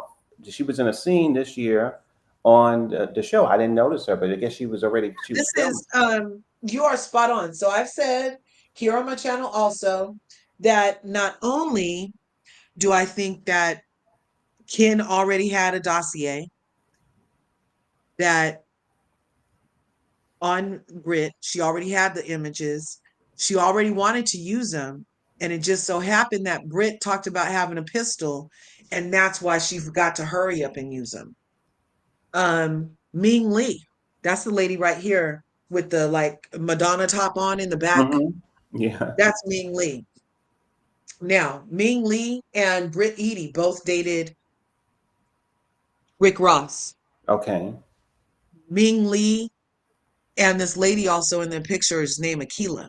Okay. Ming Lee and Akila are both friends of Candy Burris, allegedly. And Candy Burris had tried to get Ming Lee on the show for years. And also this Akila lady for at least 2 seasons been trying to get him on and it didn't happen. Then Candy leaves. Ming Lee and Akila both start hanging out with Ken to try to get on the Ooh. show. Okay. Okay. So this shot of them is at Ken's opening. They were there at Ken's opening. And people were speculating on Jesse Wu's channel that Ming Lee gave the images to Ken to use against Britt because she got chosen and Ming Lee didn't. So, And Curse. Okay. Go ahead. Go ahead. no, go ahead. No, no. I want to ask you this because I want to. We're going to talk more about this information you got here. So Yeah, now, so the big narrative this year, and again, I still think that Britt was that some of her actions were thirsty, but it was a shock to me to hear this this morning. There was even a connection between Ming Lee and Kenya. Or what I didn't even know who she was. So to hear you now and to hear this morning, I was watching a replay of something. It blew my mind because you know what I thought? The first thing I thought was, and I'm not sure if I'm totally convinced of this, but I was thinking, whoa. So does that mean that the Main League connection to Kenya and the fact that Maine was having had an issue, past issue with Britt, does that mean that Britt was not crazy in her maybe just in we can just say the minimum, her intuition that maybe Kenya was she wasn't aggressive, she wasn't right out mean, but something was off about Kenya. Now I'm not sure if it was as yes, a viewer, but it seems to me that behind the scenes that I don't think that Ming and oh my gosh, this woman here in the picture in Kenya were trying to Akila. take okay. I don't think they were trying to take Britt down, but I do believe that they were in Kenya's ear. I believe that they all don't. I believe that Kenya didn't know Britt, but I believe that Ming probably didn't like the fact that Britt was on the head of Peach, that she was being filmed, and that Yep, she probably told her, you know what, you filming with who? Oh wait a minute, let me tell you about this girl. Let me tell you, and yeah, maybe that kind of made Kenya a little more as what Britt was describing, a little more cold, yes. a little more Okay, removed. I agree completely. I've said many times that Britt was right. Britt noticed the edge because there was an edge. There was Britt okay. knows that Ken has been hanging out with Ming Lee, and Ming Lee might have been putting venom in her ear. Britt Hmm. knows for a fact that she was in the running against Ming Lee for a peach. Britt knows. And so, can you imagine being at the first event over at Shamia's party, Hmm. and Ming Lee and this lady were also at Shamia's party in the very first episode in the Oh background? my God! So Yes, and wow, allegedly, yeah. not only does Ken know them and Candy know them, but Shamia is also good friends with them. So let me. So now I want you to finish that because now you're getting this again. I'm enjoying the season, so I'm really loving this. So because I'm gonna. I love you have all this information. So let me Yeah, ask you this. So we know Ming is in the basketball show, basketball housewife show right. now. So let Okay, me, wait. yeah. Ming is on Basketball Wives. Ming's lover interest on Basketball Wives right now is Ty. Who was Drew connected to last season? Ty. Wow. So Ming was around Who for a minute. stayed Who stayed? Everybody else left Ken's event in shock and dismay and utter disgust. Hmm. Who stayed at Ken's event after she showed the peen pics? Ming, Akila, and Drew. And Drew. And Drew don't like Rick now. So again, you know what? Curves again. So I have more questions, but again, we don't. I don't know it. Again, I'm just going based on. I'm not going to give Britt a pass, but because I thought the woman was crazy and thirsty. Even that being said, I didn't think that what Kenya did. But to hear all this, I'm thinking, Yep. oh yeah, Britt. You know what? It was your intuition. Even if it's just intuition, You know Something how was you've been to the club before, Mel, and that guy over there that you wasn't fucking with was hanging out with somebody that you was fucking with, and then all of a sudden the person you was fucking with treated you different, and you was like, "Do you have an attitude with me?" And you thought in the back of your mind that it might have been because of the last bitch, but and then you kind of find out the truth, and you know that person was treating you different. that's I right. think Britt was right. I think Britt was right. You know And it what? took a lot of courage for her to mention it because she knew she could come off looking thirsty. But That's the she was that, yep, but she yep. was willing to call it out because she knows what she was talking about. She's like, no, you gave everybody else a two-hand hug. You gave everybody else a two-face kiss. You gave everybody else this. And now I'm getting like a shoulder. I'm getting this. There's a difference. And I'm calling you out on it. I'm not thirsty. I'm calling you out on what I'm seeing. Damn. Wow. Wow. Wow. Wow. So, oh my gosh. Okay. This because I just found this information this morning. I was just doing something. I put the thing. It was a video from another, and it was this guy Marcus. I forget his last name, but he does taglines. He's done it for 11 years. I've subscribed to the channel, and he had a video there talking about Ming. So you putting this Uh-huh. extra information into it is like, oh my gosh. So now, you know what I'm going to do? I think maybe tomorrow I'm going to rewatch some of those episodes again because I didn't watch the first couple episodes first. But I'm going to rewatch because again, when I watched it, I thought, oh, girl, wait a minute. People who talk about their husbands and you getting all this information, like you just coming up too thirsty, Britt. Like what's going on? But to hear all this, Yes. it's giving Right. behind the So scenes that, yeah. it's crazy. So here's Akila Coleman is the lady's name, and she's married to an NFL star, and they haven't let her on the show, and she's literally a housewife. And I don't know why what happened in her vetting that they decided to go with Britt and not you, but it happened. But she had this to say. Um, Akila says, all I'm going to say is you were provoked and antagonized for 4 episodes. You were the best version of yourself during every single encounter with every single cast member. The moment the threat was made was the moment action should have been taken. Instead, you were called a liar and told you didn't hear what you heard. Everyone involved played in your face. So, what's a girl to do? I don't blame you for taking matters into your own hands and finding out where the skeletons are buried. And I don't want to make revenge porn a normal thing. I just don't. I don't Yeah. think that it should get normalized that you're going to show a peen pic in an open carry state. It's none of this is Mhm. matching, Well, you so know? now, yeah, that's still blowing my mind. That Brit was her intuition was on point. Something was there. Okay, now, okay, what's this one? This I mean, Okay, so Ming Lee mhm, allegedly, so Jessie Wu went live. I don't even know who Jessie Wu is all the way, you guys, but Jessie Wu went live the other day. And Jessie Wu was the one that speculated that Ming Lee was possibly the source of the pictures to Ken.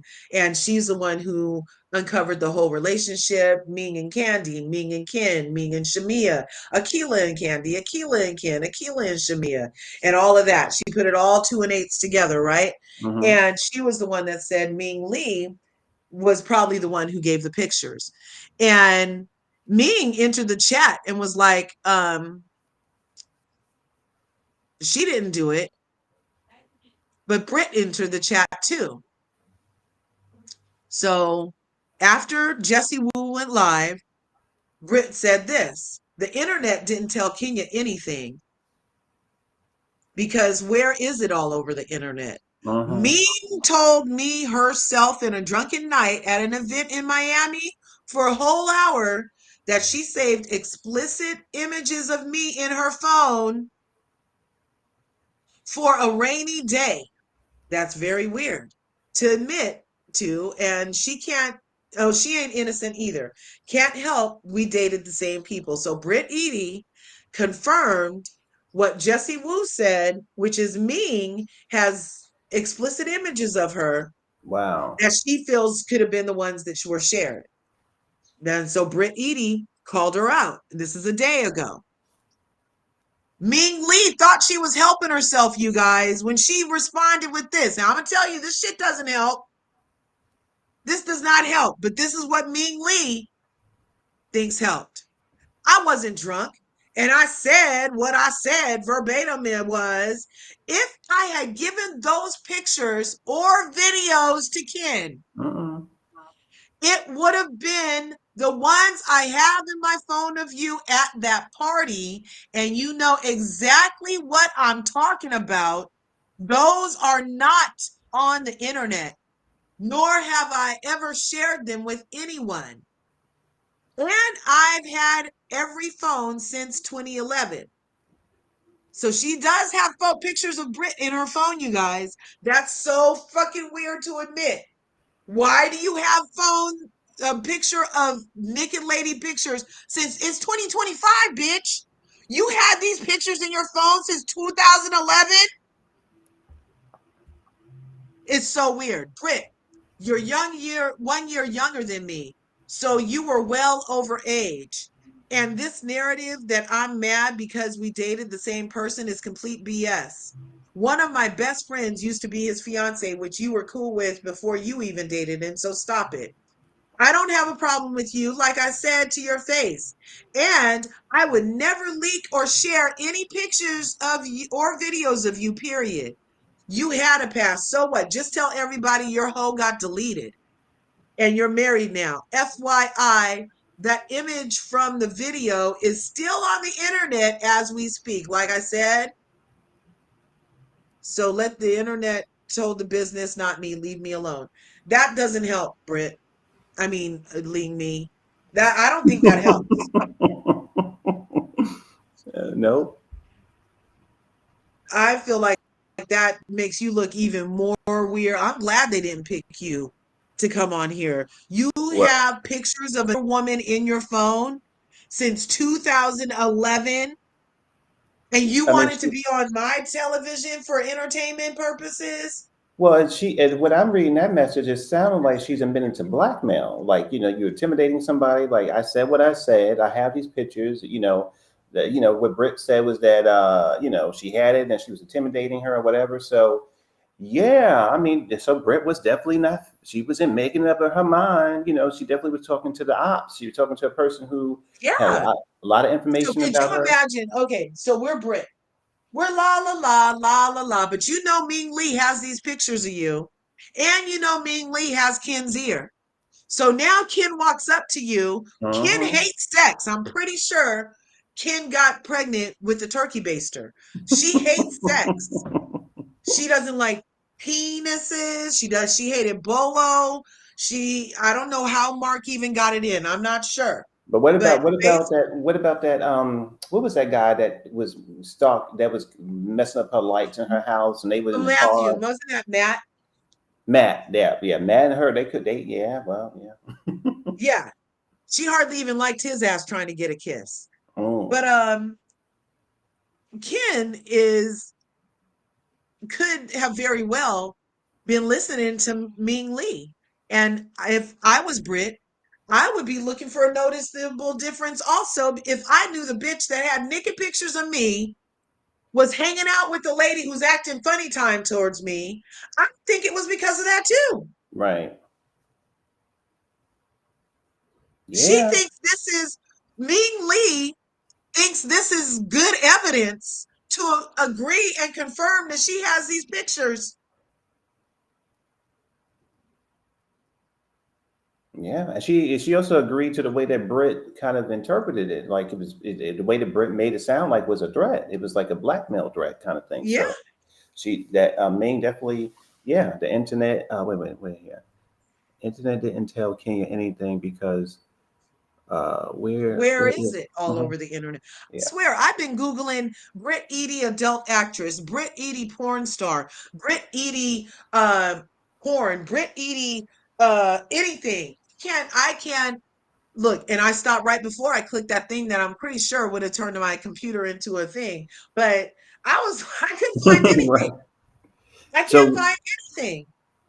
right here, so I think this is the part I was so focused on. She has saved explicit images on of me in her phone, saved for a rainy day. That right there is intimidation and blackmail. Yeah.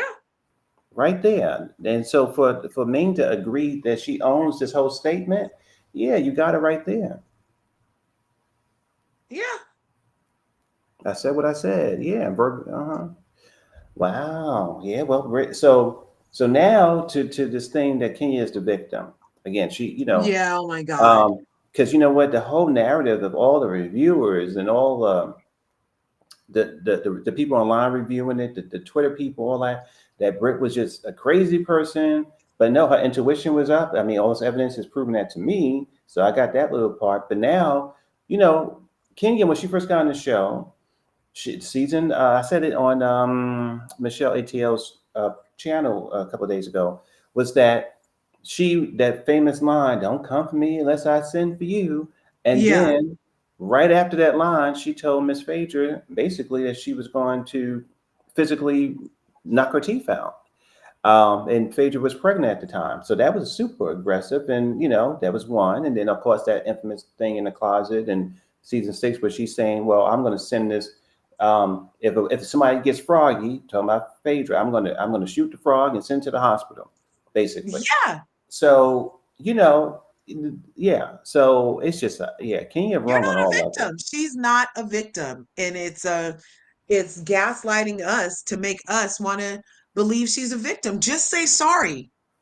Did you hear the Brit Edie interview where she's like it said that Kenya blocked her instead of apologized? To this day in 2025, Kenya has not apologized for that. Yep, that was here in New York City on New York Live and Channel 4, NBC. She was interviewed by this lady here. Yeah. And it's all kind of disgusting because the least you could do is apologize to somebody else's daughter that you did that to. Yeah. That's the least you could do is apologize, you know? But instead, I went back and let me see if I can pull this shot up because I was like, is Drew, because, okay, well, I'm all over the place. Sorry, you guys. Portia said on her YouTube channel that the housewife is still on the show who gave the images. Okay, she said that. The housewife who gave Ken the images is still on the show. She didn't say friend of, she said housewife, right? I think she blaming Drew. I kind of felt like it was Drew too. And I was going to show us some pictures on why I thought that, if I can, in fact, find said pictures. Because I went back and got these screenshots this morning. I went and got these screenshots this morning, and I'm going to try to share them with you because, like, is Drew a bad actress? Does anybody Mm. feel like Drew is a bad actress or a good actress? We're going to see because I feel like she was doing some acting here. I'm going to take this down. I'm going to share something new. Sharing the screen again because I have these images. Is that this one? Yeah, let's allow this. So, can you see this? Hmm. So this is when she pulled out the first picture.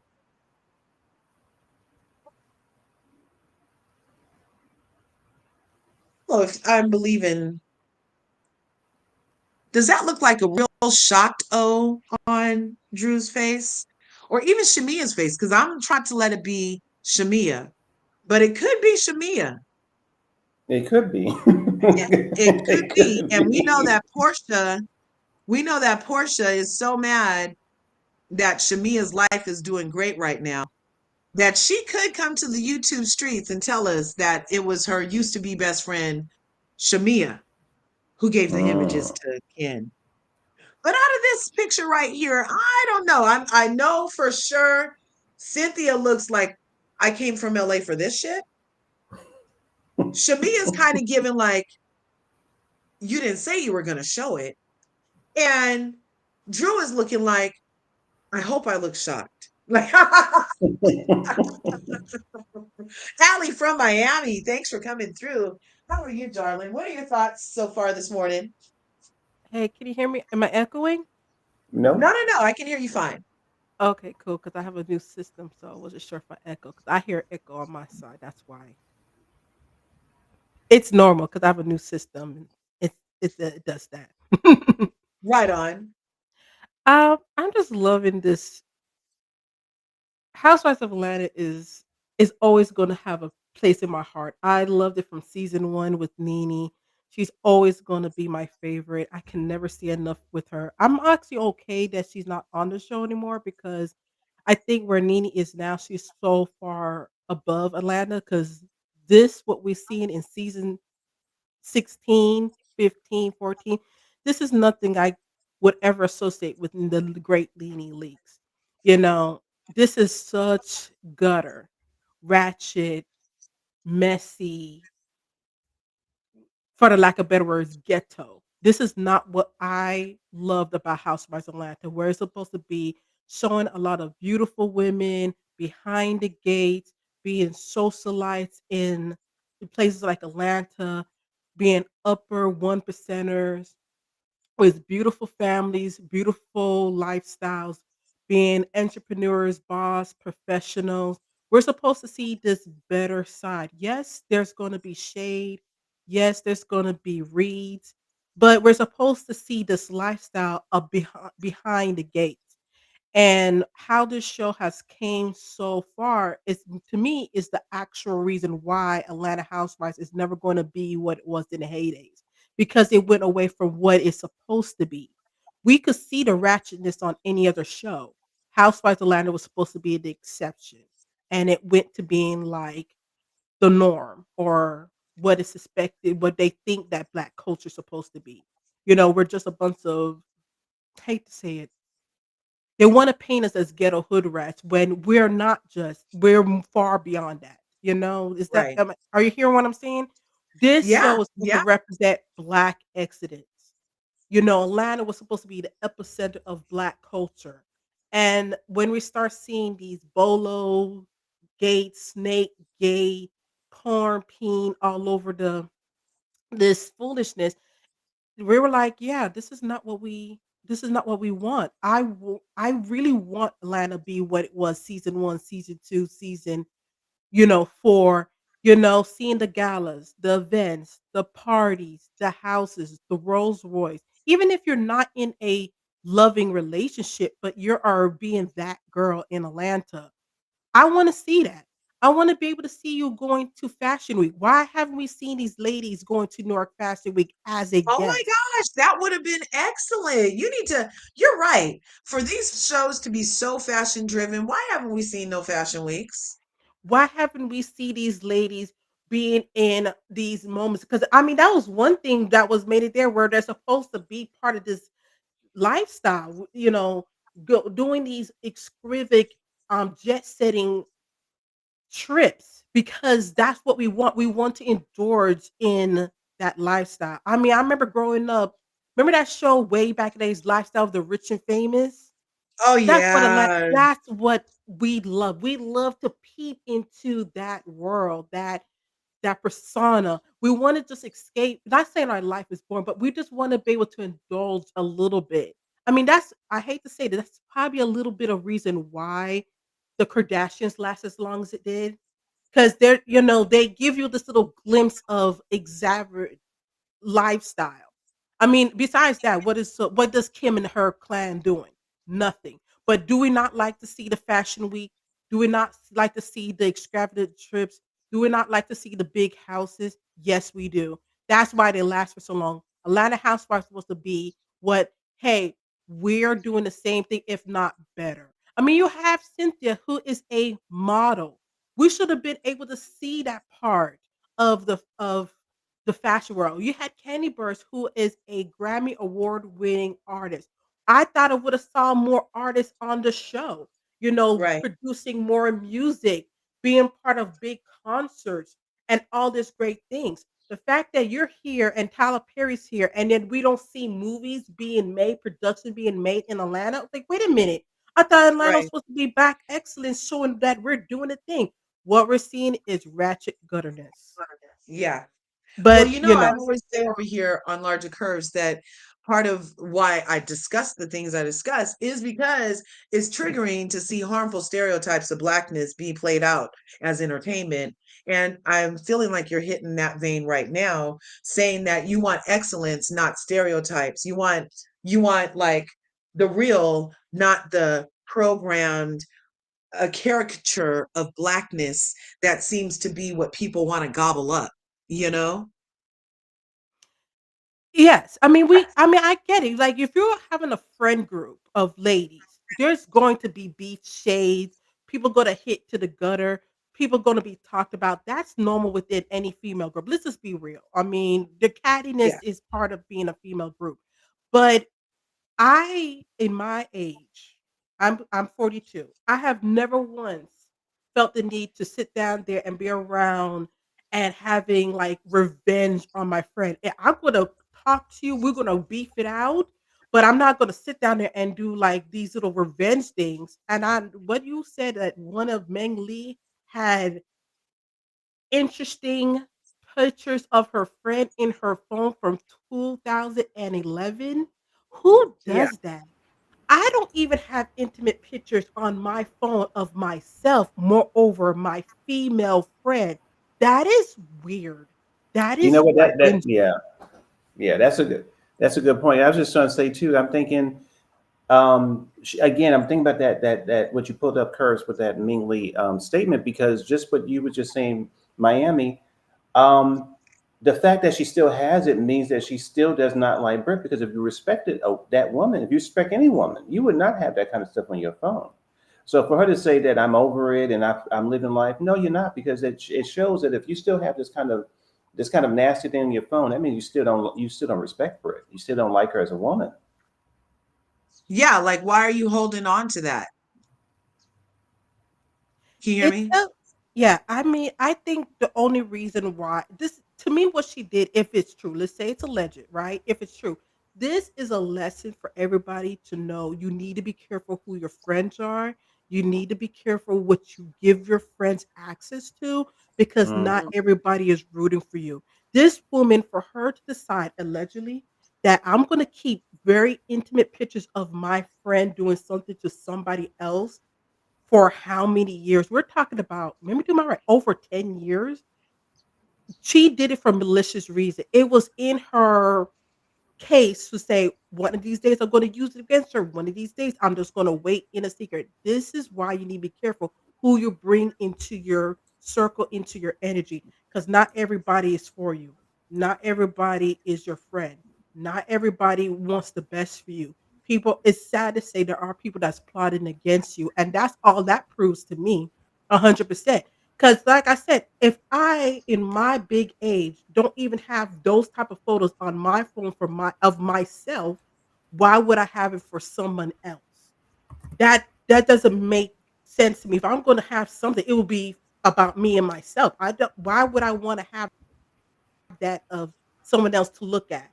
That's weird. That to me, either she has some kind of perversion, maybe she's in love with Brit and something was going, I don't want to throw it, but I'm just saying, like, it doesn't add up. You don't hold those type of photos for so long if it you either want to, either it meant something to you or you plan to do something with it. You just don't hang on to it. Yeah, unless you the only reason you save anything is because you're going to use it or look at it later. Mhm. Mhm. It's so weird. You're right. Protect your energy at all costs. That's the other part about these shows. Like they're they're becoming such a drain. Mm-hmm. You hit it on the head. In real life, I wouldn't hang out with ne'er a bitch like this. Ne'er one. Ne'er one. I wouldn't hang out with anybody who is actively acting against me and my family, who is actively looking at ways to destroy my next opening or looking for dirt from me from the next person. I just wouldn't even, I don't have room in my life for energy like that. So, as an entertainment source, it's not vibing anymore because usually entertainment is escapism, right? Or something that you're it's like either adoration and you're looking to like try to be in that house or whatever, or it's full on entertainment and something that you wouldn't engage in, but it's also not supposed to be triggering because in real life there's enough triggering. I'm looking for this for entertainment to escape my triggers.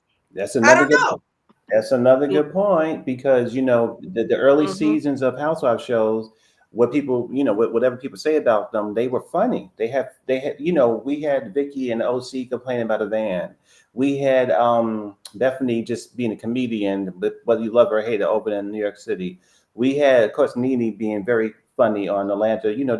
They were comedic moments, a lot of them in the beginning of the season. So you had that, and then you also had the drama, and you had the clothes, stuff like that. But the comedy was there. The comedy has not been on these shows for a very long time. And that's another reason why people go, well, why are the ratings going down on these different programs? Because people are not laughing.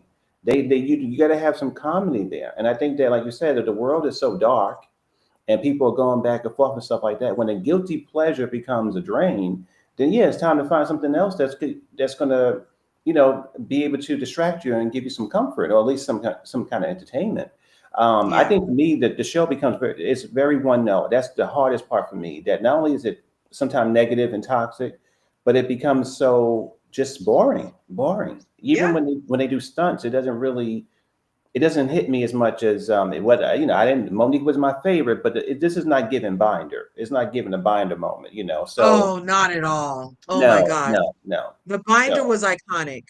it, This it- is it's sad and evil. that's This is like we saw a manic breakdown on TV. well, you know what? And it continue. You right again, because how many times has she told the audience goodbye? When she had after this event, actually last year after this event, she went on social media after her and Bravo come to some kind of agreement that we still don't know, and she said, you know what, times are changing. This is my salon. This was last year, 2024, in the summertime, and she said goodbye to the audience. She said goodbye many times since then. She still goes on social media, um, to troll and to combat and to try to not really be, apologetic to what she did. And now she's coming out with a channel to talk about her side again. So, yeah, she definitely is triggered. And the thing is, she gave advice to Nene a couple of years ago. Well, when a job ends, just move on. Don't talk about it. Don't be triggered. So it's just like, Yeah. oh my Yeah. gosh, Miss Kenya, oh my gosh. Allie, what do you think about Yes. the fact that it's April 2025? This was obviously shot last Mhm. year, almost a year ago, and she still in real life hasn't apologized to Britt Eady. I'm not surprised. When have Kenya ever apologized for anything she did wrong to her coworkers? Right. It's Hmm. on brand. When have she? It's. I mean, let's go back. Have she ever apologized to Phaedra with the Apollo thing? No. Has she ever apologized to Portia? Has she ever apologized to Cynthia by not being a real friend and just kind of using her as an emotional punching bag? Has she ever apologized to Nene for the amount of times her and Nene get at? I mean, I still remember when her and Mark was quote unquote married or whatever you want to call it. And she went and invited every single person, including Nene's husband, and not invited Nene. That's how we learned that Mark called Kenya Ken, because when Greg respectfully went to Mark and said, I cannot come to your event because my wife was not invited, even though I had an invitation. I cannot do that to my wife. Remember? Has Kenya actually apologized to Greg and Nene for her behavior? Have Kenya ever apologized to Marla when in that same event that Mark had was supposed to be for young men and boys, and Marla came with her two young nephews that were going through a very hard situation with their birth Yeah. mother, okay? And she conveniently, Kenya did not have a space for them and they had to be put into the back, which was a very bad look. Did she ever apologize to Marlo for that No. embarrassment? Did she ever apologize to those young boys? No. Okay. I think that's what finally triggered Mark and said, you really embarrassed me on that moment and said, I'm done. Hmm. Has she ever really truly Yeah, he was real. apologized He to was upset Kenya at that when dinner. He was, wasn't he? yes, it, He was. terribly. I mean, But Kenya, I she mean, doesn't thinking of apologize. Now, these pictures yeah. that I'm showing us here are of the event, and I'm trying to see who the freaking last, which housewife. It's either Shamia or Drew. And I was looking at Mhm. least Shamia removed herself with everybody else. Drew is lingering. Everybody else was outside talking about remove me from the footage, scrub me from the footage. I don't want to see this. Drew is sitting inside looking at snacks with the same people that allegedly were on that team. And so I don't know. I'm kind of feeling like it might be Drew. But I wait, can't. wait. So Well, I okay, mean, okay. not. I mean, Portia did said there was somebody that's a current housewife Uh-huh. that gave Kenya the thing. I don't know. So I So, have something. I have something I think might be exciting. Because you just saying it like this, I'm thinking, oh, I'm thinking about something. Do we, both you ladies, do we believe? Because people have been worried. They worried now that Kenya's gone. And we know this was going to be the moment that the show was going to go down. But you know what, Curse? I'm thinking about what you're saying. Do we believe that the next half of the season is going to be Snake Gate 2.0, basically where the ladies will have some conversations about what happened, and now Kenya's not a part of that, but maybe Phaedra, not Phaedra, maybe Portia or even Brit, maybe Brit might at one point say, "Well, who gave her the pictures?" And then it'll be like that Giovanna lady, where they'd be sort of questioning and doing all that kind of thing until they get on the girls' trip. And they go, well, you were the one that gave it. I feel if it's going down that road, then maybe the season will be saved because maybe we're not done with this scandal. Maybe even though Kenya's not there to talk about it, we're going to investigate more about exactly how it happened. I think that if that happens, it could actually be very interesting if it's going to be like Snake Gate 2.0, where we're going to now, as you think, reveal if it's Shamia or if it's Drew, who was in cahoots with Kenya. Yeah, very interesting. I mean, um, also, I don't think the ladies who are remaining on the show are doing themselves any service by abiding on the side of very wrong with Ken. It's like what is it called? Stop dry, cut dry. Period. It's a period that she's wrong. It's period. There's no if, ands, buts, or suppose. No coke up your nose, no dope in your veins. It's she's wrong. And you Right. should not be making any space. There should be zero space for making room for abusers like Dr. G in our entertainment sphere, or creating space mhm, that revenge porn is going to be, oh, a natural comeback. Oh, that's just a natural clapback mhm. per circa 2025 and into the future. It's going to be, oh, just the normal thing to do. You know what I mean? I just feel like we're setting ourselves up for a lot of wrong if we don't nip this in the bud and say in no uncertain terms this is not acceptable, period. I don't know how any of these women who are daughters with daughters are creating a space. I'm telling you, because all it takes is a little thing for a germ to get in. They're creating the space for the germ of revenge porn normalcy. You know what? I was listening to, actually, it was somebody on TikTok, and they were talking about this, and they had a really, really powerful like point, and I thought it was really good. And I never thought about it. They said, "What if Cassie, Cassie from the Diddy situation, what if she was on a reality show, which she never would be, but she's on a reality show, and she gets into a disagreement with one of the cast members, and the cast members decided to look into her past and find, God forbid, some kind of crazy picture or moment and decide to publish it at an event. Now, that would be devastating. And I'm not saying that Britt is going through that, but I'm thinking that, we don't know what time in Brit life she was in when she, did that picture or whatever they showed. So you just don't know what people went through in their past. You don't know what kind of state of mind they were in so we shouldn't bring up people's past. You just never know. You just never know what they really were going through. So I think that really hit home for me because I was like, I'm very protective of Cassie because I read all those documents and all that, and Mhm. that would be monstrous. So I think that Kenya in that way was reckless and and horrific. And now learning about her connection to Ming Lee and other people who are not friendly with Brett, I thought it was a little bit of, a label nobody's talking about. I thought that she was being a bully. To be honest with you, I hate to say it, but I think she was being a Yeah, bully. yeah. Man, man, man. I think I think Kenya is getting her just desserts. She was getting like just like how back in season 12 she was trying to ice out Nene by not talking to her, not doing anything. I think what happened to Kenya ultimately is not just in that moment, not only that she wasn't gonna get production made a decision, I felt like at least in that moment, the rest of the cast members like, "We're not feeling with Kenny anymore. This is really ridiculous." That's why she was just gone. I mean, I don't know how things are after filming, but maybe at that moment, because 'cause I'm trying to give the lady some grace.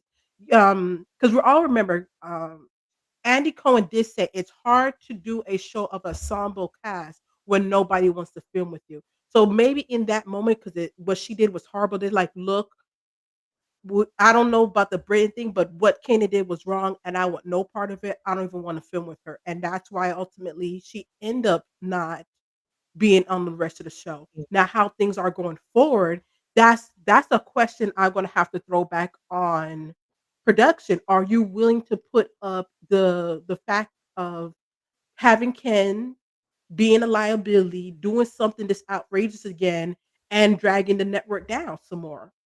I mean, I really can't control what these ladies feel, but I feel like Bravo needs to take the responsibility and stop putting people in these platforms when they behave badly. Right. It's just that simple. Stop glorifying abuse, sexualization, etc. Just say, "Hey, I don't have that much money in these lawsuits." Okay. And I don't care what they say. I know Nene and NBC Universal's in a good place, but not necessarily me, Nene and Truly Production and Bravo's in a good place. That's a totally different thing. Yeah. You know, we do need to show them grace. We do need to give them grace. I agree. It takes a lot of courage to get up on the Apollo stage or to do these shows. I'm not rubbing the stump. You're not going to catch me out. I sing here behind this thing. You guys can't. Hey, look. I feel like I'm doing the scary cat way. These ladies are doing like a very, very, very courageous way of living out loud in front of people. So for that, yes, respect is due, honor, it's courageous. However, if you're going to take this platform and abuse it, which it is a form of abuse to take such a gift and reduce it to toxicity, negativity, stereotypes, whatever. I think it takes a lot of what's that saying? A lot of with responsibility comes a lot of something. Too much is given a lot. With responsibility with great power comes great Yes, responsibility. that. And this is great power. These types of platforms are very powerful. Not only are you having an influence on society, you're teaching other people in other countries who might not interact with women, black women, rich women, whatever. You're teaching them like how you're going to interact with them when they finally meet one. It's a great responsibility, to show how to be a good businesswoman.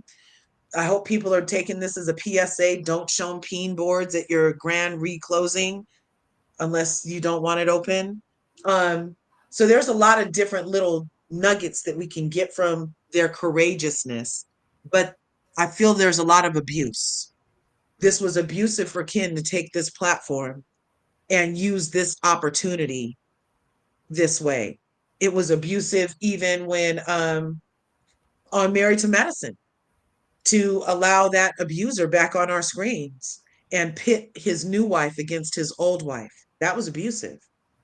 It's abusive on Real Housewives of Beverly Hills to sit and let the likes of Erika motherfucking Jane to sit on cameras and disparage melanated goddesses when she owes burn victims money. That's abusive for this platform, I think. Am I crazy? No, you're not. You're spot on. You're spot on. I No, think that no. living in this time where spaces for African American people are dwindling, going down and down. At least in this climate, we're struggling to hold on to institutions and this and that.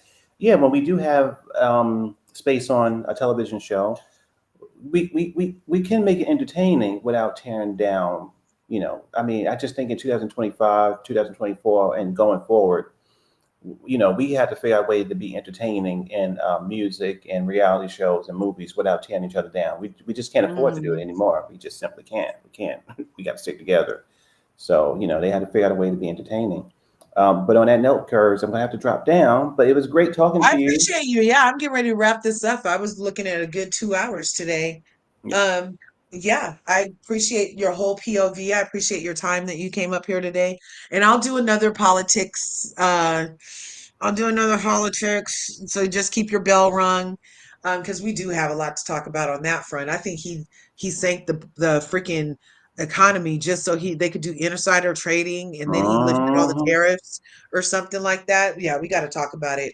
We But will. Absolutely. I feel like I hope people are listening, whoever behind the scenes considers that us as viewers, we have valid points. We don't need to be triggered.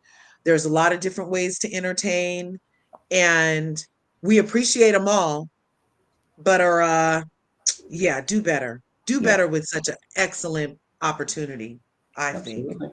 Yeah. Absolutely. And another reason why we have to stick together is because the world's trying to separate us, divide and conquer all over the place. And we are the race that matters is the human race, people. That's the race that matters. Okay. And we're all in this boat together. So I hope that we're looking at these shows as, opportunities to see where can we check our own personal growth. Like Mel was saying, check in on our own emotional IQ, be emotionally accountable to ourselves and the people in our own lives. And we're going to make the world a much better place. Allie, you have any final thoughts? I have to find the thought is that for us viewers, we love it. We have to remember this is a reality show. I know these ladies are giving us our real life, but we can't really take everything so seriously for our own mental health. Um, I think it's very important that we need to govern ourselves and our emotions, just like Mel said, and really think about how we treat ourselves and the people around us. I mean, if anything with this whole thing that happened, I feel like it comes down to respect, responsibility, and accountability for us all, and really valuing good, healthy relationships. Hmm. Amen. Yeah. Beautiful, beautiful. Well, I appreciate you guys, the Curvy Crew. Shay B, girl, I love you. I'm so glad that you've come up for air.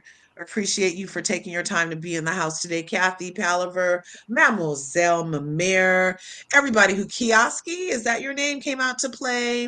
And anybody else who I missed, you guys know I love you. Thanks for coming through. Remember, there's enough to go around. So go get some, y'all. Go get some. Ring the like button, ring the subscribe button, ring my bell. Do the things. Do the things. Allie from Miami has a channel. Mel, are you going to ever get a channel? I don't, you know what? I don't know. I think that for me, I love calling in and have a conversation like this. That, I've called in for years, but no, I think I like calling. Okay, well, we love it when you get to call in over here. Thank Um, you. and you guys enjoy the rest of your Saturday. I'll see you in the next video. Bye. Peace. Larger, Okay. Bye. come get it fire. Larger, You guys. feel like a star. Larger, here we're all equal. Larger, still take you far. Larger, get the lace dot. The larger, come have some fun.